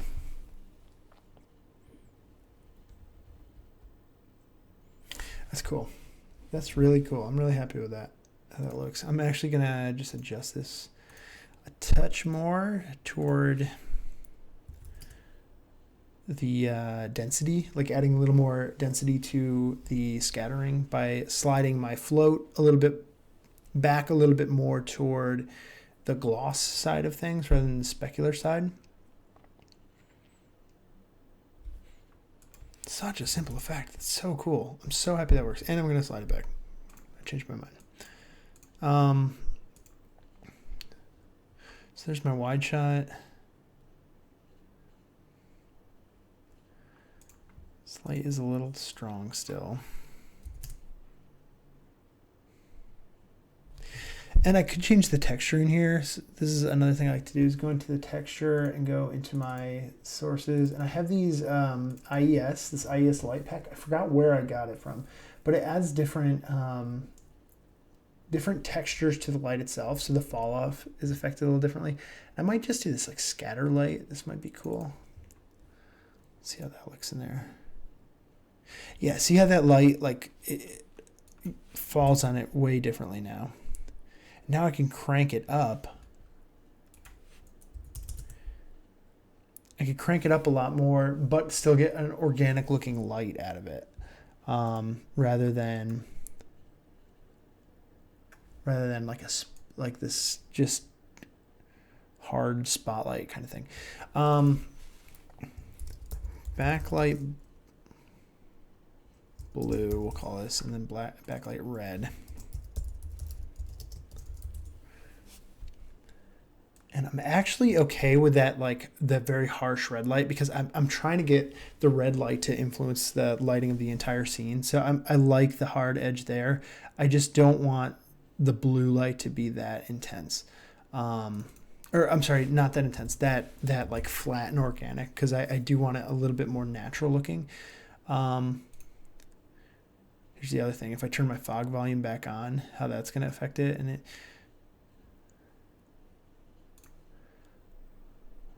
pretty nice.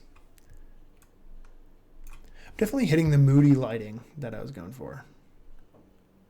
But again, it's that little, like the little details. The little details really go a long way. And I think it's just that little like hint of glow in the ear that's going a long way to make it look like a real person.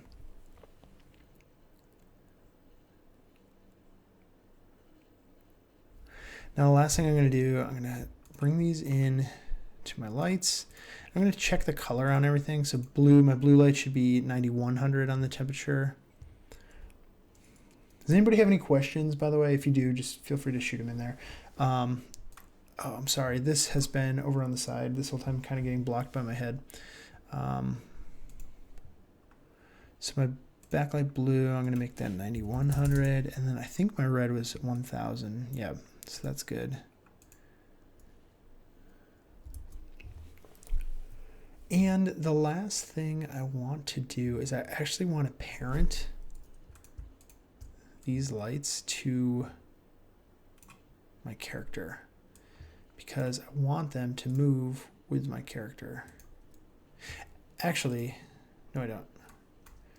I want to parent it to my camera. Because then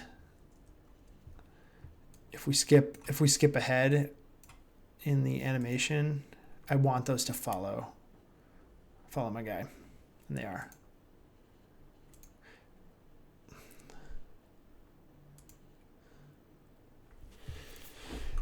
That'll be really cool once we get into these other shots. Like if we go to 496 zoom, which is like right there.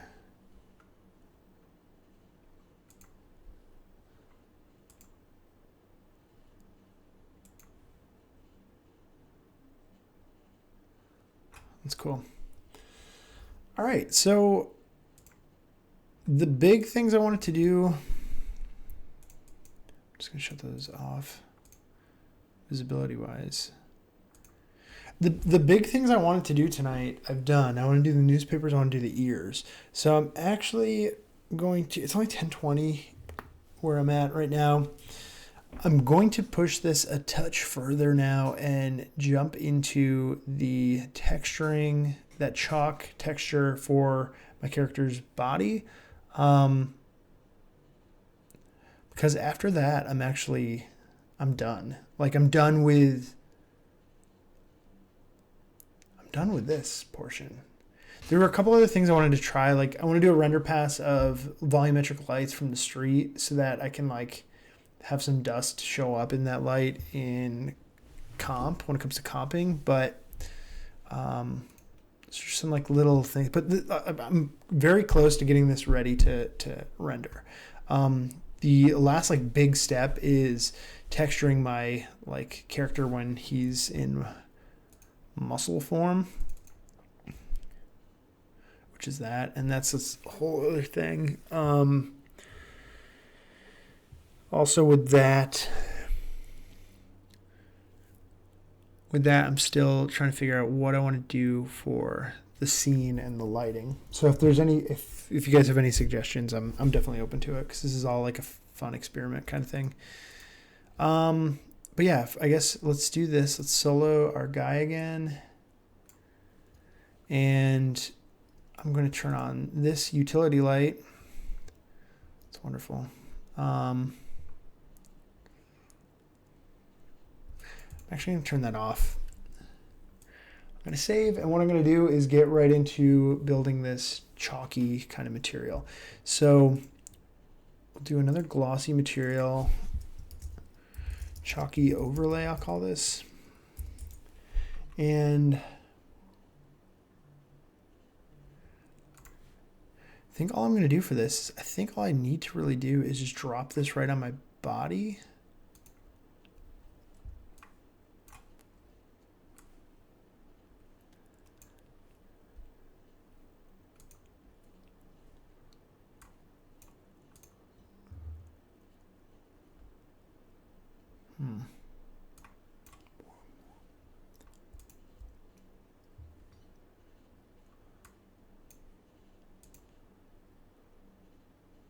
Yeah, okay.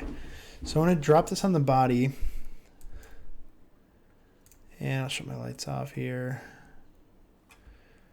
And I'll jump out of this.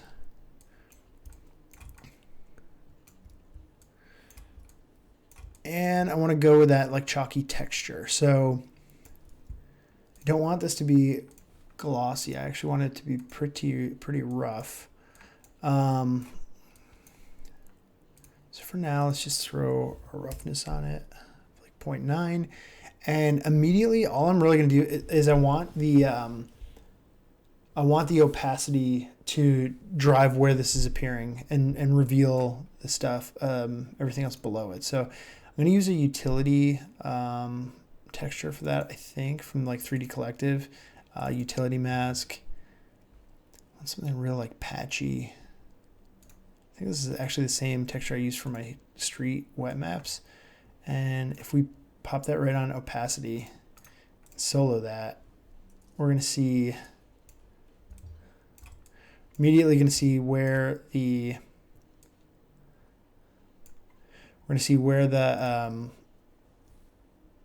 oh my God, what am I saying? I always mess this up, but all right, so I'm not even talking now.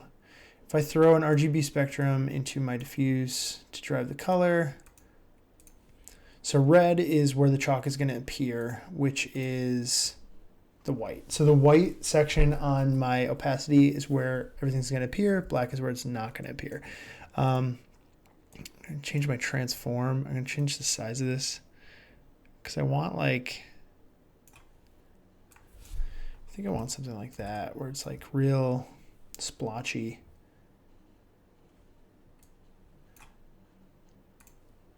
Without getting too repetitive, which it kind of is. I think if I do a projection, it will, I don't think it'll move with my character.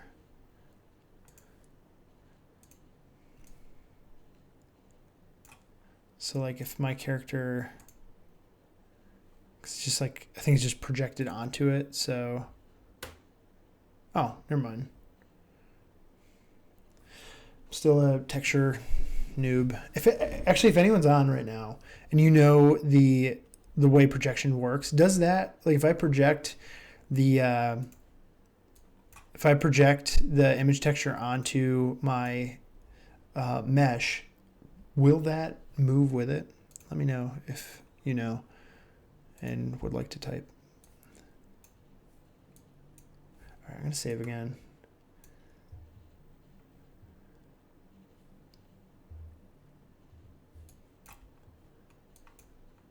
And let me just play around with scaling on this. So That's huge.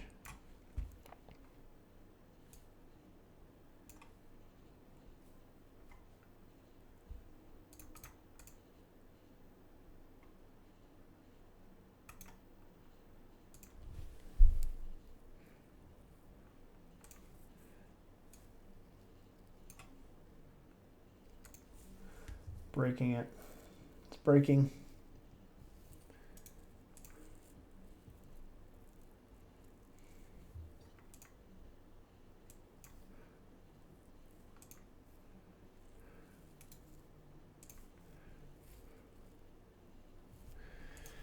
All right, what's going on here?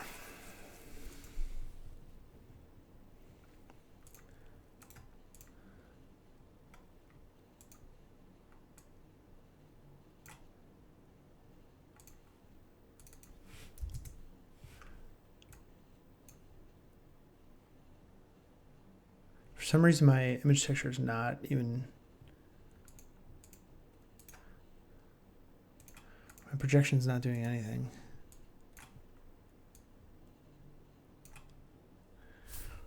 There we go.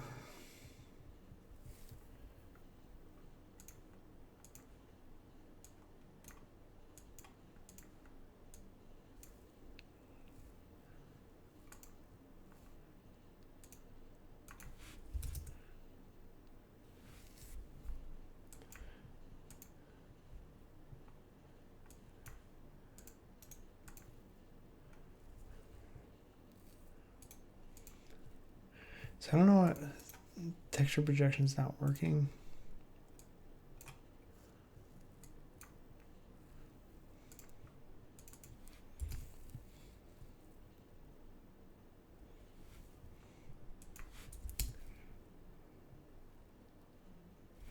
I don't like this. Like the UV is kind of. I'm not strong at UVing. Actually, I'm very bad at UVing. I actually don't know how to UV. Let me straighten that out once and for all. No debate. Okay, let's try this again. Yeah, oh yeah. Oh yeah. I was waiting for that to happen. We've officially crashed. Let me dig in here. So everything's red hot here. You guys can see all this and critique my computer usage. Let's open up Cinema 4D again. I'm close. I think it was working with the projection mapping. I think it was just like ready to crash. I don't know. Maybe it's not. Maybe it's just straight up not working. But I don't know. We'll see. Don't send. Never send. Let's open this up. Well, the penis is there. That's good.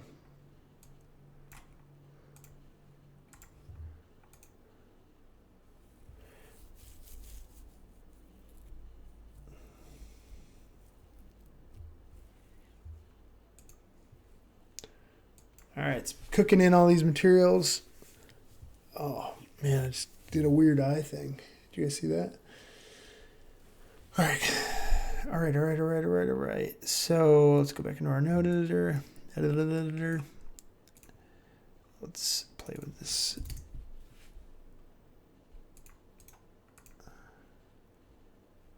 Solo this. I don't think this is working. I don't think it does anything. Edit, delete. So UV transform, if I increase that, that does affect things. Okay.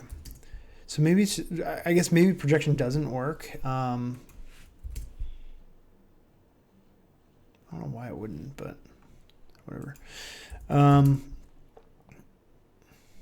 Ugh, these hands are yucky. It's actually close. I mean,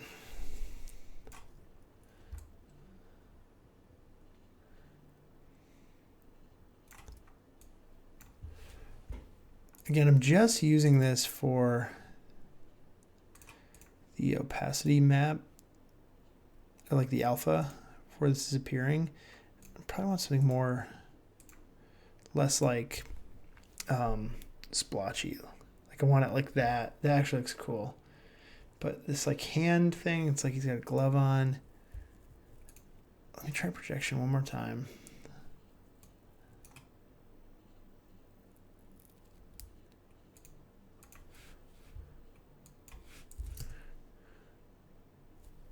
Okay.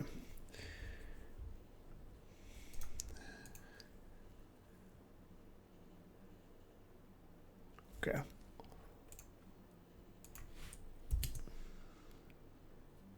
Okay, that's not affecting anything. Projection is not affecting anything. Okay.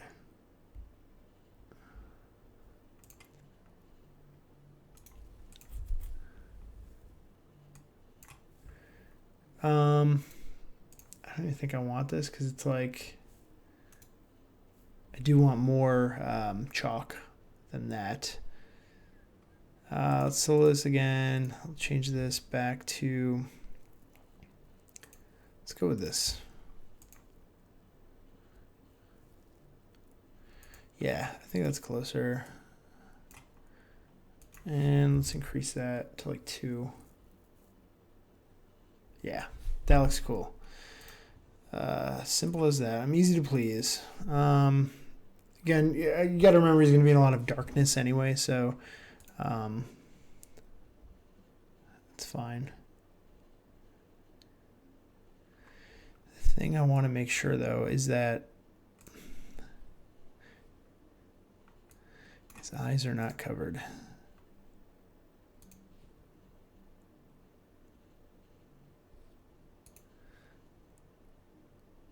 I might have to do just like, I might have to just like move things around just on his face, like, or do a different alpha matte just for his face. But I might just be able to kind of cheat this. Actually, that looks kind of cool with this like,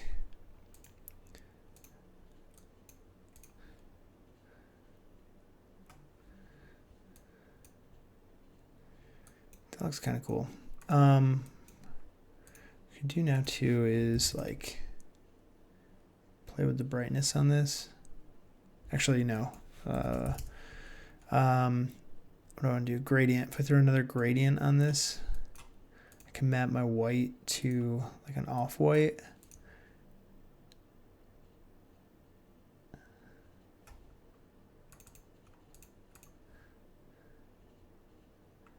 And then you see it gives me like this. Oh shit. I'm in my camera. View, undo view.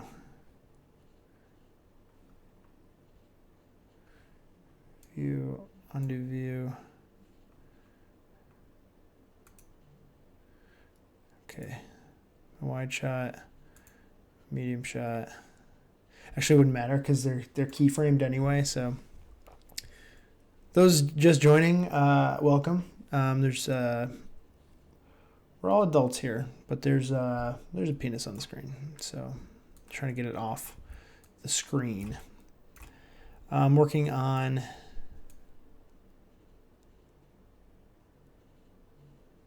just adding some, just playing with like this like chalky kind of material.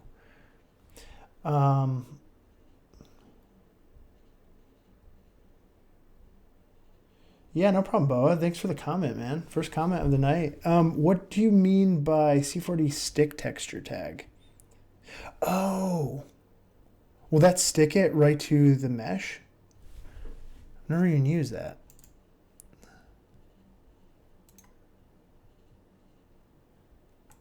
Holy shit, dude. I have to look into that. That's awesome. Look at that. Boa for the... let me confetti come out, but confetti, thank you, dude. That's awesome. I have to look into that. That actually answers a lot of questions for a lot of texture stuff. Yep, so it doesn't slide around when the objects move. Dude, that's so helpful. Thank you. Cool. That's good to know. I think, let me disable this. What I want to do is get, I want to add a level of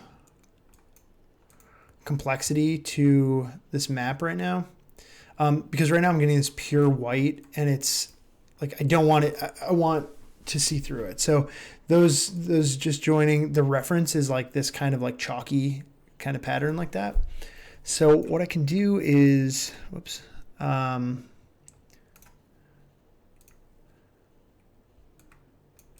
I could do is I could use like a multiply. Let's try multiply first. Might be an add. It's like it could be a number of things, but let's try these. I'm gonna solo this, and I want to do something like that. Yeah, look at that. Awesome. That's basically what I'm going for. Now if I play around with the gamma on this, if I turn that way down, it'll like push it more toward being like thick. So 2.2 is our like starter.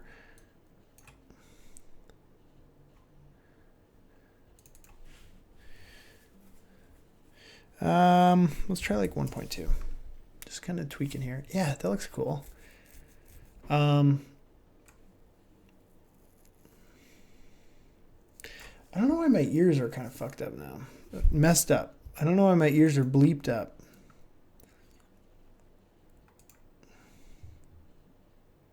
Also, I should save this. My ear specular is not... I think it's because I'm just overwriting everything.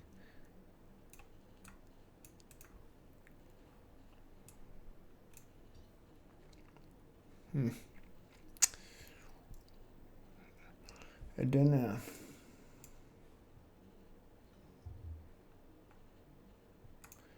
Oh yeah, things are... Oh, duh.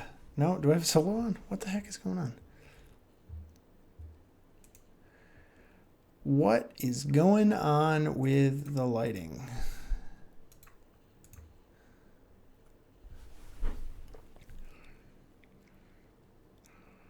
I definitely did something.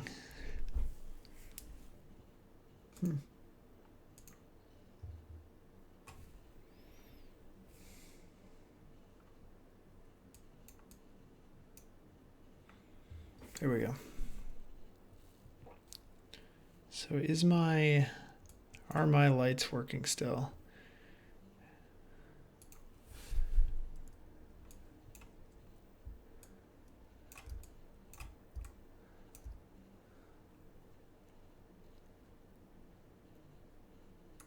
Doesn't look like it. Doesn't look like my ears are working.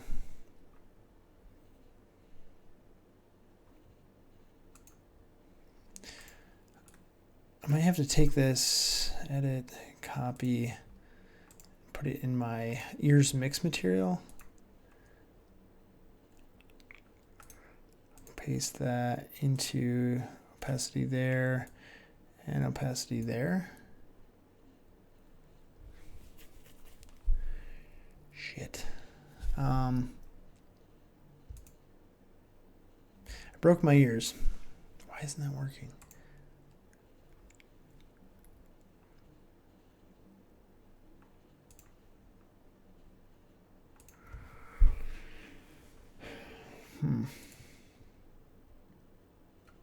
If I delete this, all right, so my ears are back to normal. It just looks like my ear stuff is not loading properly. So if I apply that back on, damn it, what have I done? Let's get rid of this.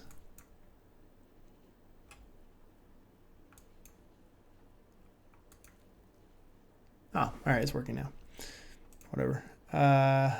It's on 100. Let's crank it to 1,000. Okay. It's working. It's okay. It's working. Shut that off. All right. It's working. Put that back on 100. Shut that back off. We'll jump back out of our wide. And let's solo our character once more. Let's turn on our utility light. Okay, I'll get back to our texturing.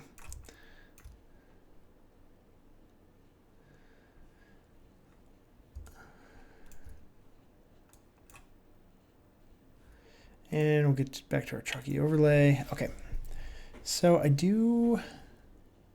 I like this. I just need to add like a little bit of like bumpiness and stuff to it to get that like bumpy texture. So I'm just gonna try this with just another one of these utilities in the bump. Actually, powder. There's a whole powder category. Let's try that. Let's try this powder into the bump. Let's try saving before we do it. All right, let's try the powder into the bump now. And what do we got? It doesn't look like anything.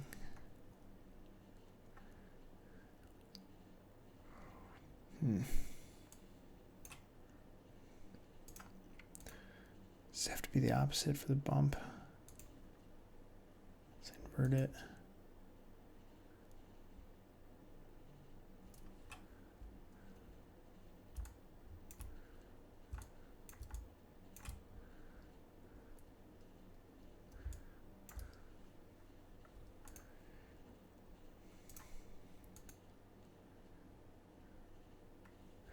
Yeah, it just might be, it might be too fine. Okay, let's do this. Let's do scratches actually, just to see what's going on. Yeah, we'll throw this in there instead. Oh boy. All right, invert that. And UV transform.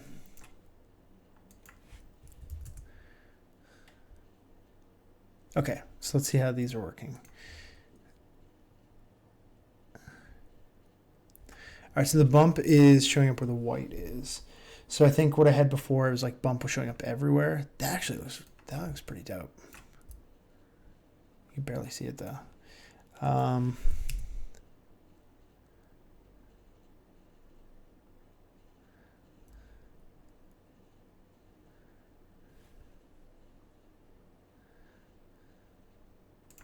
Maybe putting powder in here would look nice in the...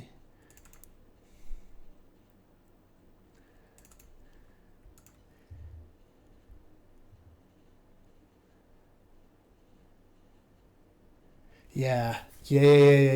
That looks cool. That looks really cool. All right, so let's really bump it up. Let's bump up those scratches.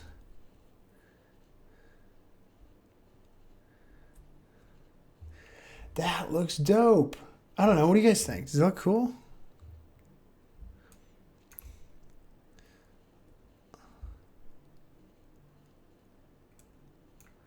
I don't know. I think that looks pretty cool.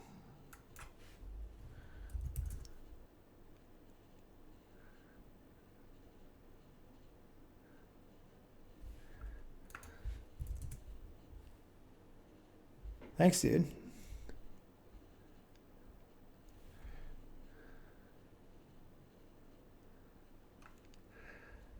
That's cool. And then I wonder if I do a little adjustment over here to, instead of like wiping out like black, completely clearing that out, if I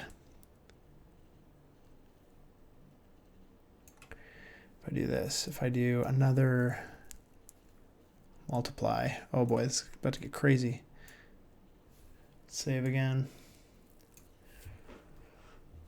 Let's save again. And let's auto range selected, just clean this hierarchy up a little bit. And into this, what if we pipe a gray so that the, yes, another image texture that is gray, that is favoring the gray, because what I want to do is splotch up that black area. So like if we do something like this and drop that into the texture there, No, it's not multiply. Then it's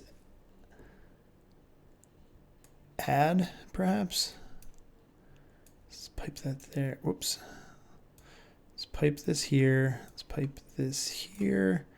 Let's pipe that there.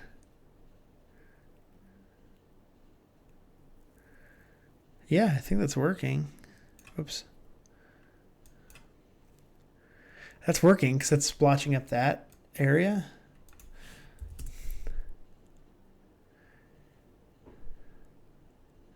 That did the opposite direction. So basically, I'm just trying to influence. I'm trying to influence the blacks, this black section with. Yeah, that works. That totally works. I just don't want it that extreme. So instead of 2.2 at our default, let's try like 1.8.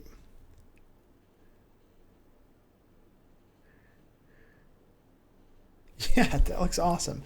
Because I just don't want a perfect wash. I think even like 2 would be cool. Instead of, so it's just like finding that middle ground between the two. Because now I have,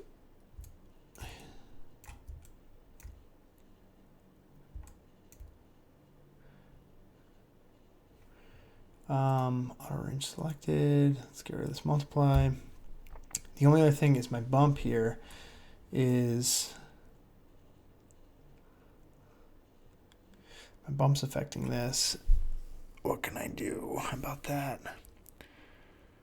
Because I need the bump to only show up where this is showing up. Do I do a mix? Do I do a mix material? And in the mix we have and a gloss material. Let me try this. We'll call this bump gloss. Hey, what's up, man? Hello. Welcome. So the bump gloss, if I pipe the bump into the bump here. Thanks, man. I'm hoping Cord or like Clint or one of those guys jumps on. That would be amazing. You're like, dude, I got you. I have the dad hat. I wear that all the time, and people think it looks like their logo looks like the RoboCop, the OCP logo. So I've got that before. It's like, oh, dude, is that an OCP shirt? And I'm like, no, it's not. Select hierarchy. Let's move that there. All right, so let's put this into.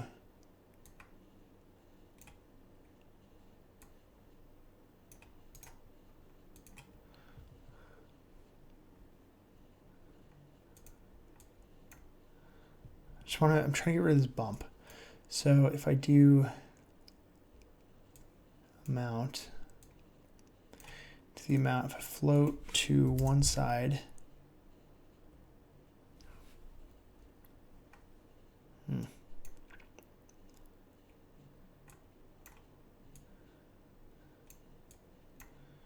don't know if this is working.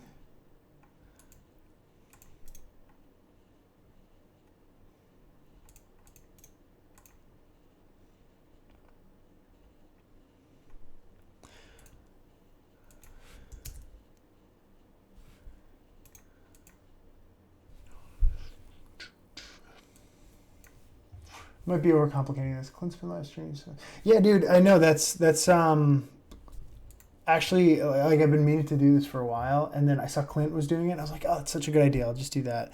I had a whole thing with like Twitch where I was trying to.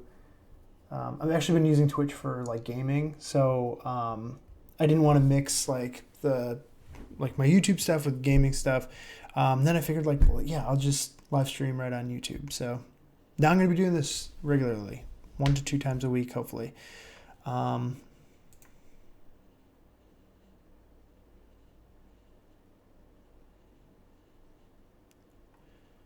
So I think,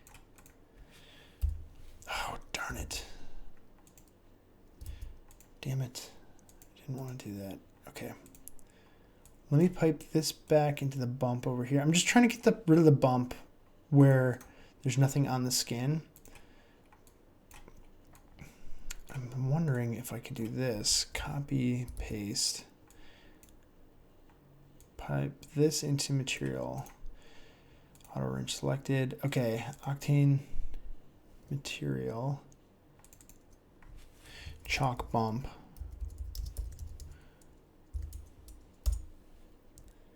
So if,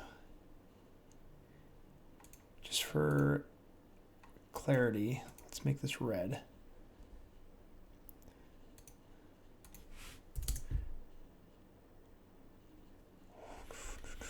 Oh my God. You know what the problem is? I didn't put this on the, on the character. So I've been tweaking. That actually might have worked what I was doing, but I've been totally fucked that up. Messed that up. Messed it up.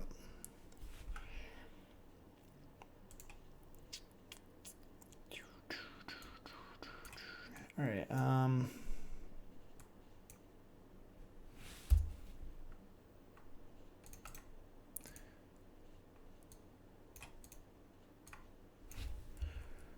right.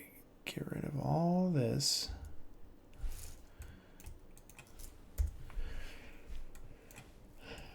All right. Float texture 1.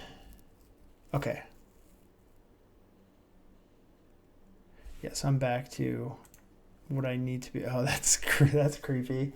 Okay, so my bump is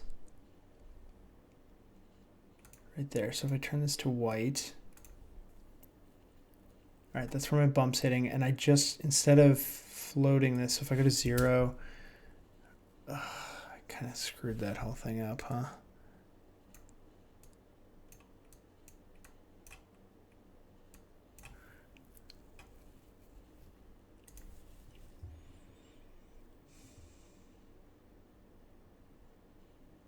Thanks, man. Thanks for coming. I really appreciate it. And thanks for the tip. I'm definitely going to look into that. I totally messed this up.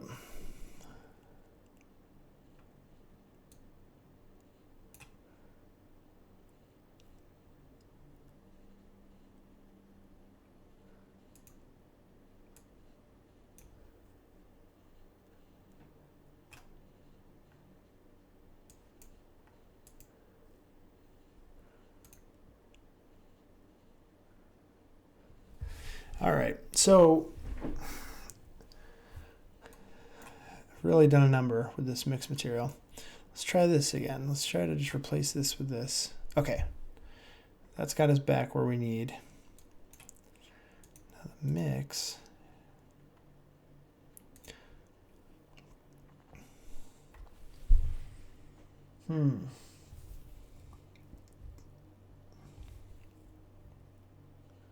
So if I tear this out of here, this should just be the same exact thing. If I drop this mix and replace that.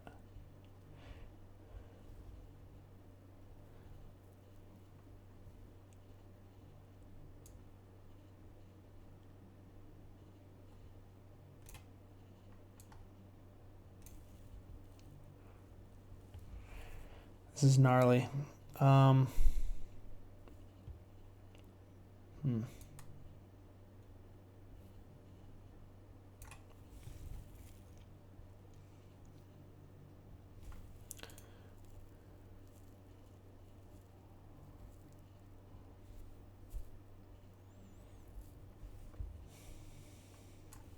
right, let's start over. Chalky overlay. That's what I want. Let me get active.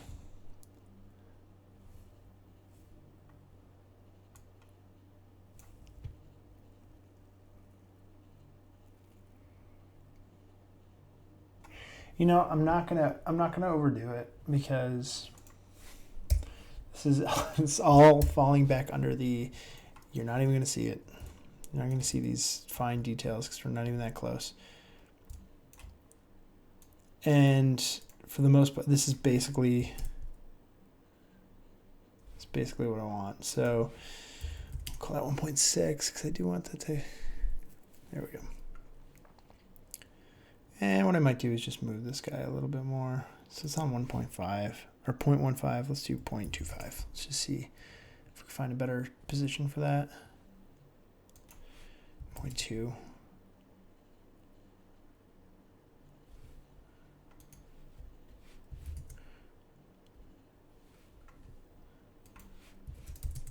Just want to move that down a little bit. That's moving up.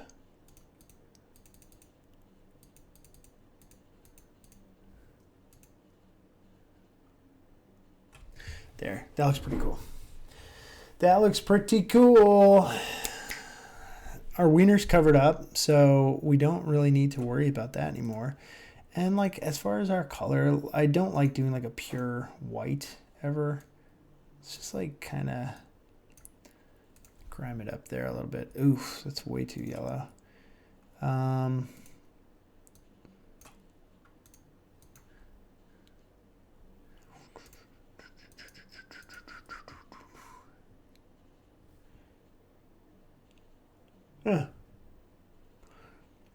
I think that's pretty good. So now when we get, now let's just like take a look at our texturing and lighting. I think the scene is just about done. Let's jump back to our wide. Cool. And let's jump into our different highlight cameras. So let's jump like right here. See how that looks? That's gonna look cool.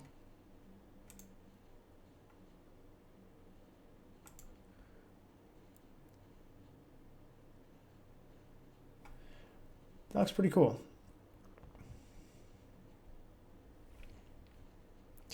Um, 372.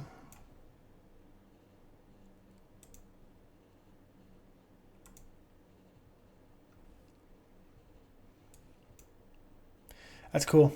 I'm cool with all this. So some things, let's clean this up. I don't need this figure. I don't need the start and end. Those were just like some tools I was using. My scene is good.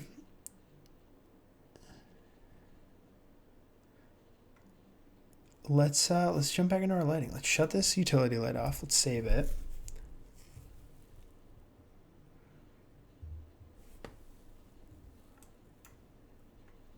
Let's turn our rim lights on.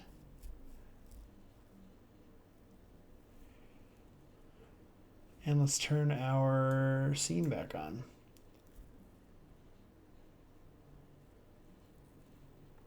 Only thing is you're really seeing is ween there. So I might have to, yeah.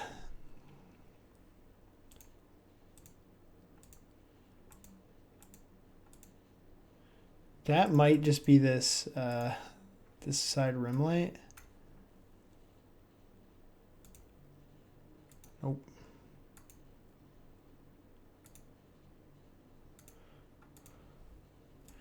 Nope, that is some straight up, that's straight up ambient light. That's something that I'll want to block out. Let's just see if we can flag this real quick. This is like what we do on like an actual like film shoot. Film.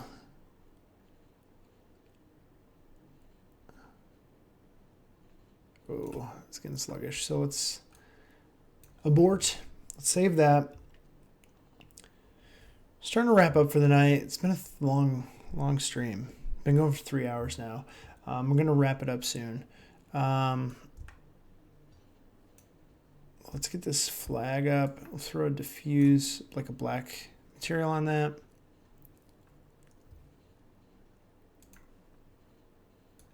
And I'm just going to bring this right off set like that.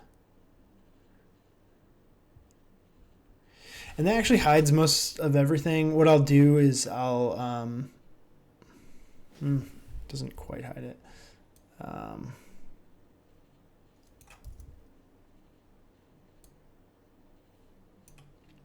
But that does.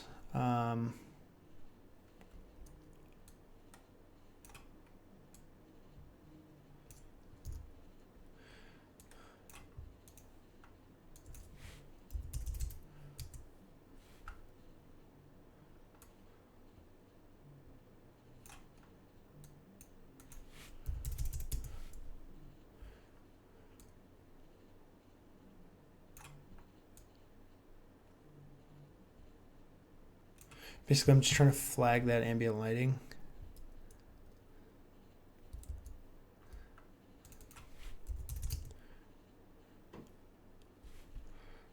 Now that might be the rim light. Yeah, it is. So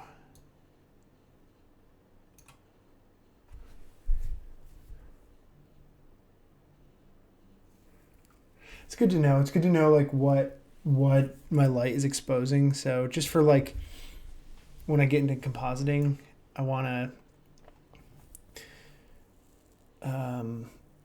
tastefully cover up certain areas. So I'll have to consider that when lighting. But overall, we're pretty good. Let's go to our wide shot. I'm just gonna call this flag.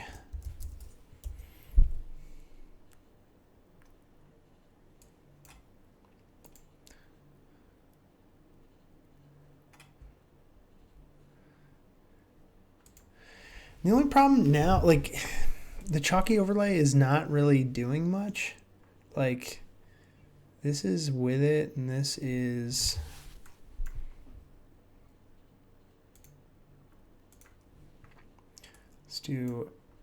Let's store our AB. And if we just delete that, it's like doing a little. Like you can see it's doing a little there to like, it's like dark there. It's brightening it up a little bit. This is in the wide. Let's add that back, compare, get rid of that. In the medium shot, let's see. So the only other thing I'll probably want to do now that I'm in the light, like we have the texture laid out where we want it. But now that we're back in the lighting, let's look at the roughness. Yeah, it might be just too rough.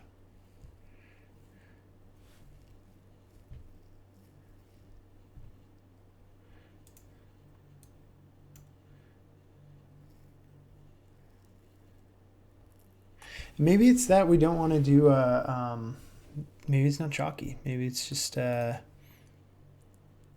it's shinier. But I feel like that the white color of it is really going to get influenced by, it's really going to get influenced by the lighting in the scene. What would black look like? Like if we did like a tar.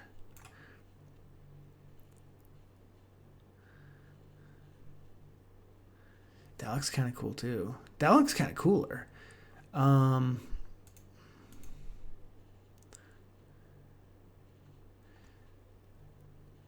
This is like that Death Stranding look.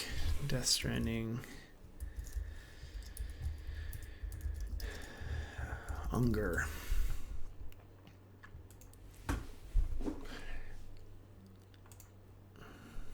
Especially with that red lighting. Which I don't really want to do because I'm actually working on a Death Stranding render. Oh, sorry, that was loud. So let's go with white. We'll go with white. And, you know, I think it's just going to break things up a little bit. There'll be different shots that look interesting. Like, let's save that. If we jump into our animatic one more time,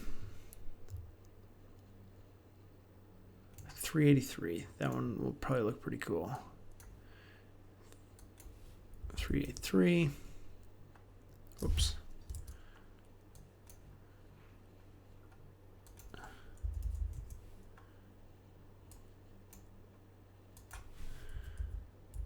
If we jump to frame 383, we jump into the camera for that, which is this one.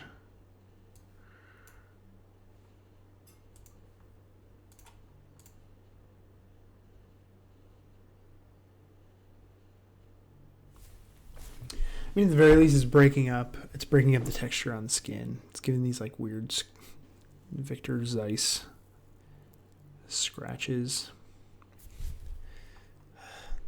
It's like however much time you want to spend on this, you can. Um,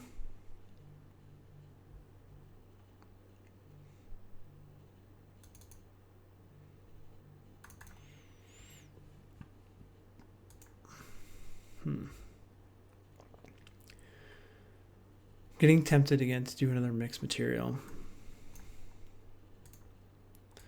So if I did this mix, applied chalky overlay to both. All right, and then put that on my guy. Is that gonna screw everything up? Yeah. All right, never mind.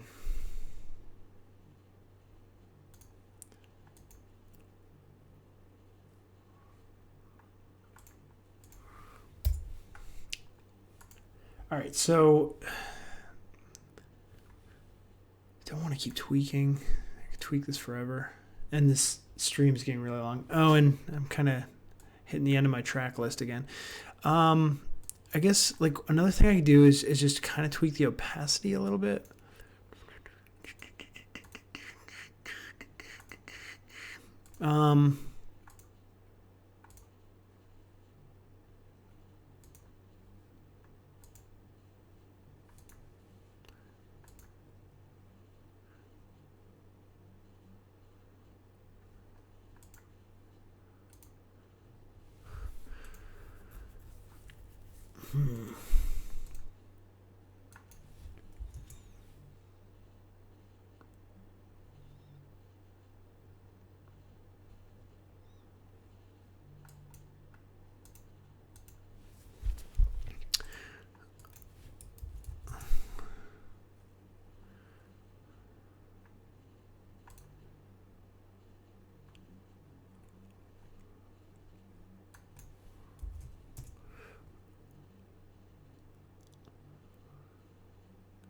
So I'm really just playing with these values here. Those are 1.2. I'm playing with these values to see what I can get to pop more. So actually 1.2 is what I was piping into my multiply for the opacity. That was for, I think, the level of white. I don't know. Now I'm like just getting so confused on how everything looks.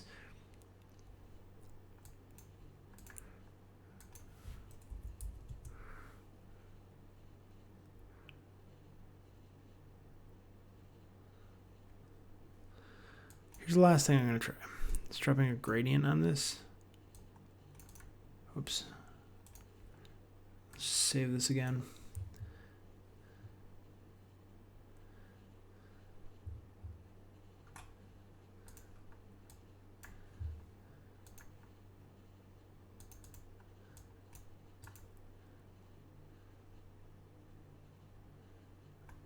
It's really not doing anything. Okay, well, at the very least, what we've done is added a cool bump map. These areas where his face is getting highlighted, you definitely seeing something there. Whoa, that is messed up. What have I done? What did I do? I think I messed it. Really messed it up now. No, all right, so we're back to normal. So, these areas over here, where the light's like hitting it, we're really seeing the where that like chalk is on there. And again, what I'm trying to do is, this is just a scan model that came from I think 3D People. And I don't want it to look just like fresh out of the box. So if our lighting was different, you could obviously tell from the lighting here that it really would reveal a lot more of this. And just with our moody lighting, it just might not. But I think that's okay. So we know that the textures are there. Plus, we're loading a lot of stuff into these textures. There's a lot of stuff that needs to be optimized in this scene because there's like so many texture materials. But Let's save it. I think this is done. I just need to, the next step will be doing subsurface scattering materials for the muscle stuff, and doing like wet maps on that, similar to what we're doing with these chalk maps, but just to add like blood and stuff. But we're basically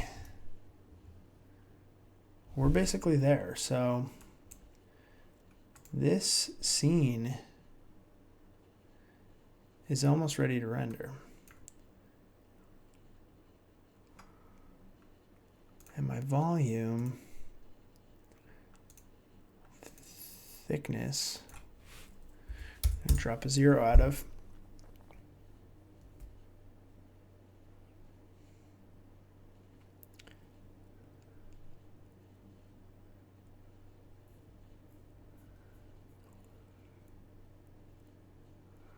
That's some thick fog.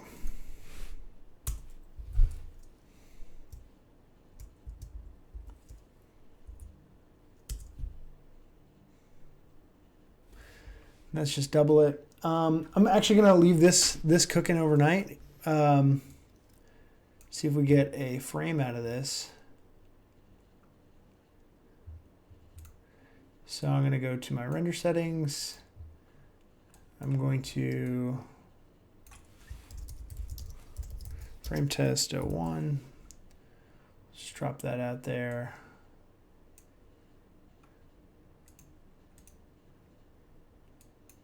I'm going to ratchet this up to 4,000 samples. And I'm going to make sure that I have depth of image sampling on. And I'm going to make sure my denoiser is on. Use denoise Beautypass. Cool. So I'm going to save this. I'm going to do output. I'm just going to do current frame. I'm going to start cooking that. And that's that. So thank you guys so much for joining tonight. This was really fun. This went way longer than I expected. 3 hours, 15 minutes, but this was great. So thank you so much for joining. I'm not going to be streaming this. I might be streaming Sunday. If not, definitely Monday. And we'll just get on to the next stage of this. And we'll keep going. So let me just stop my music there. Thank you guys so much for joining me on The Drill Live. My name is Jeremy Walker. I'm a motion graphics designer and animator. You can follow me on Instagram, JRMY_WLKR, or you can just follow me here on YouTube. If you haven't subscribed yet, I would really appreciate if you consider subscribing.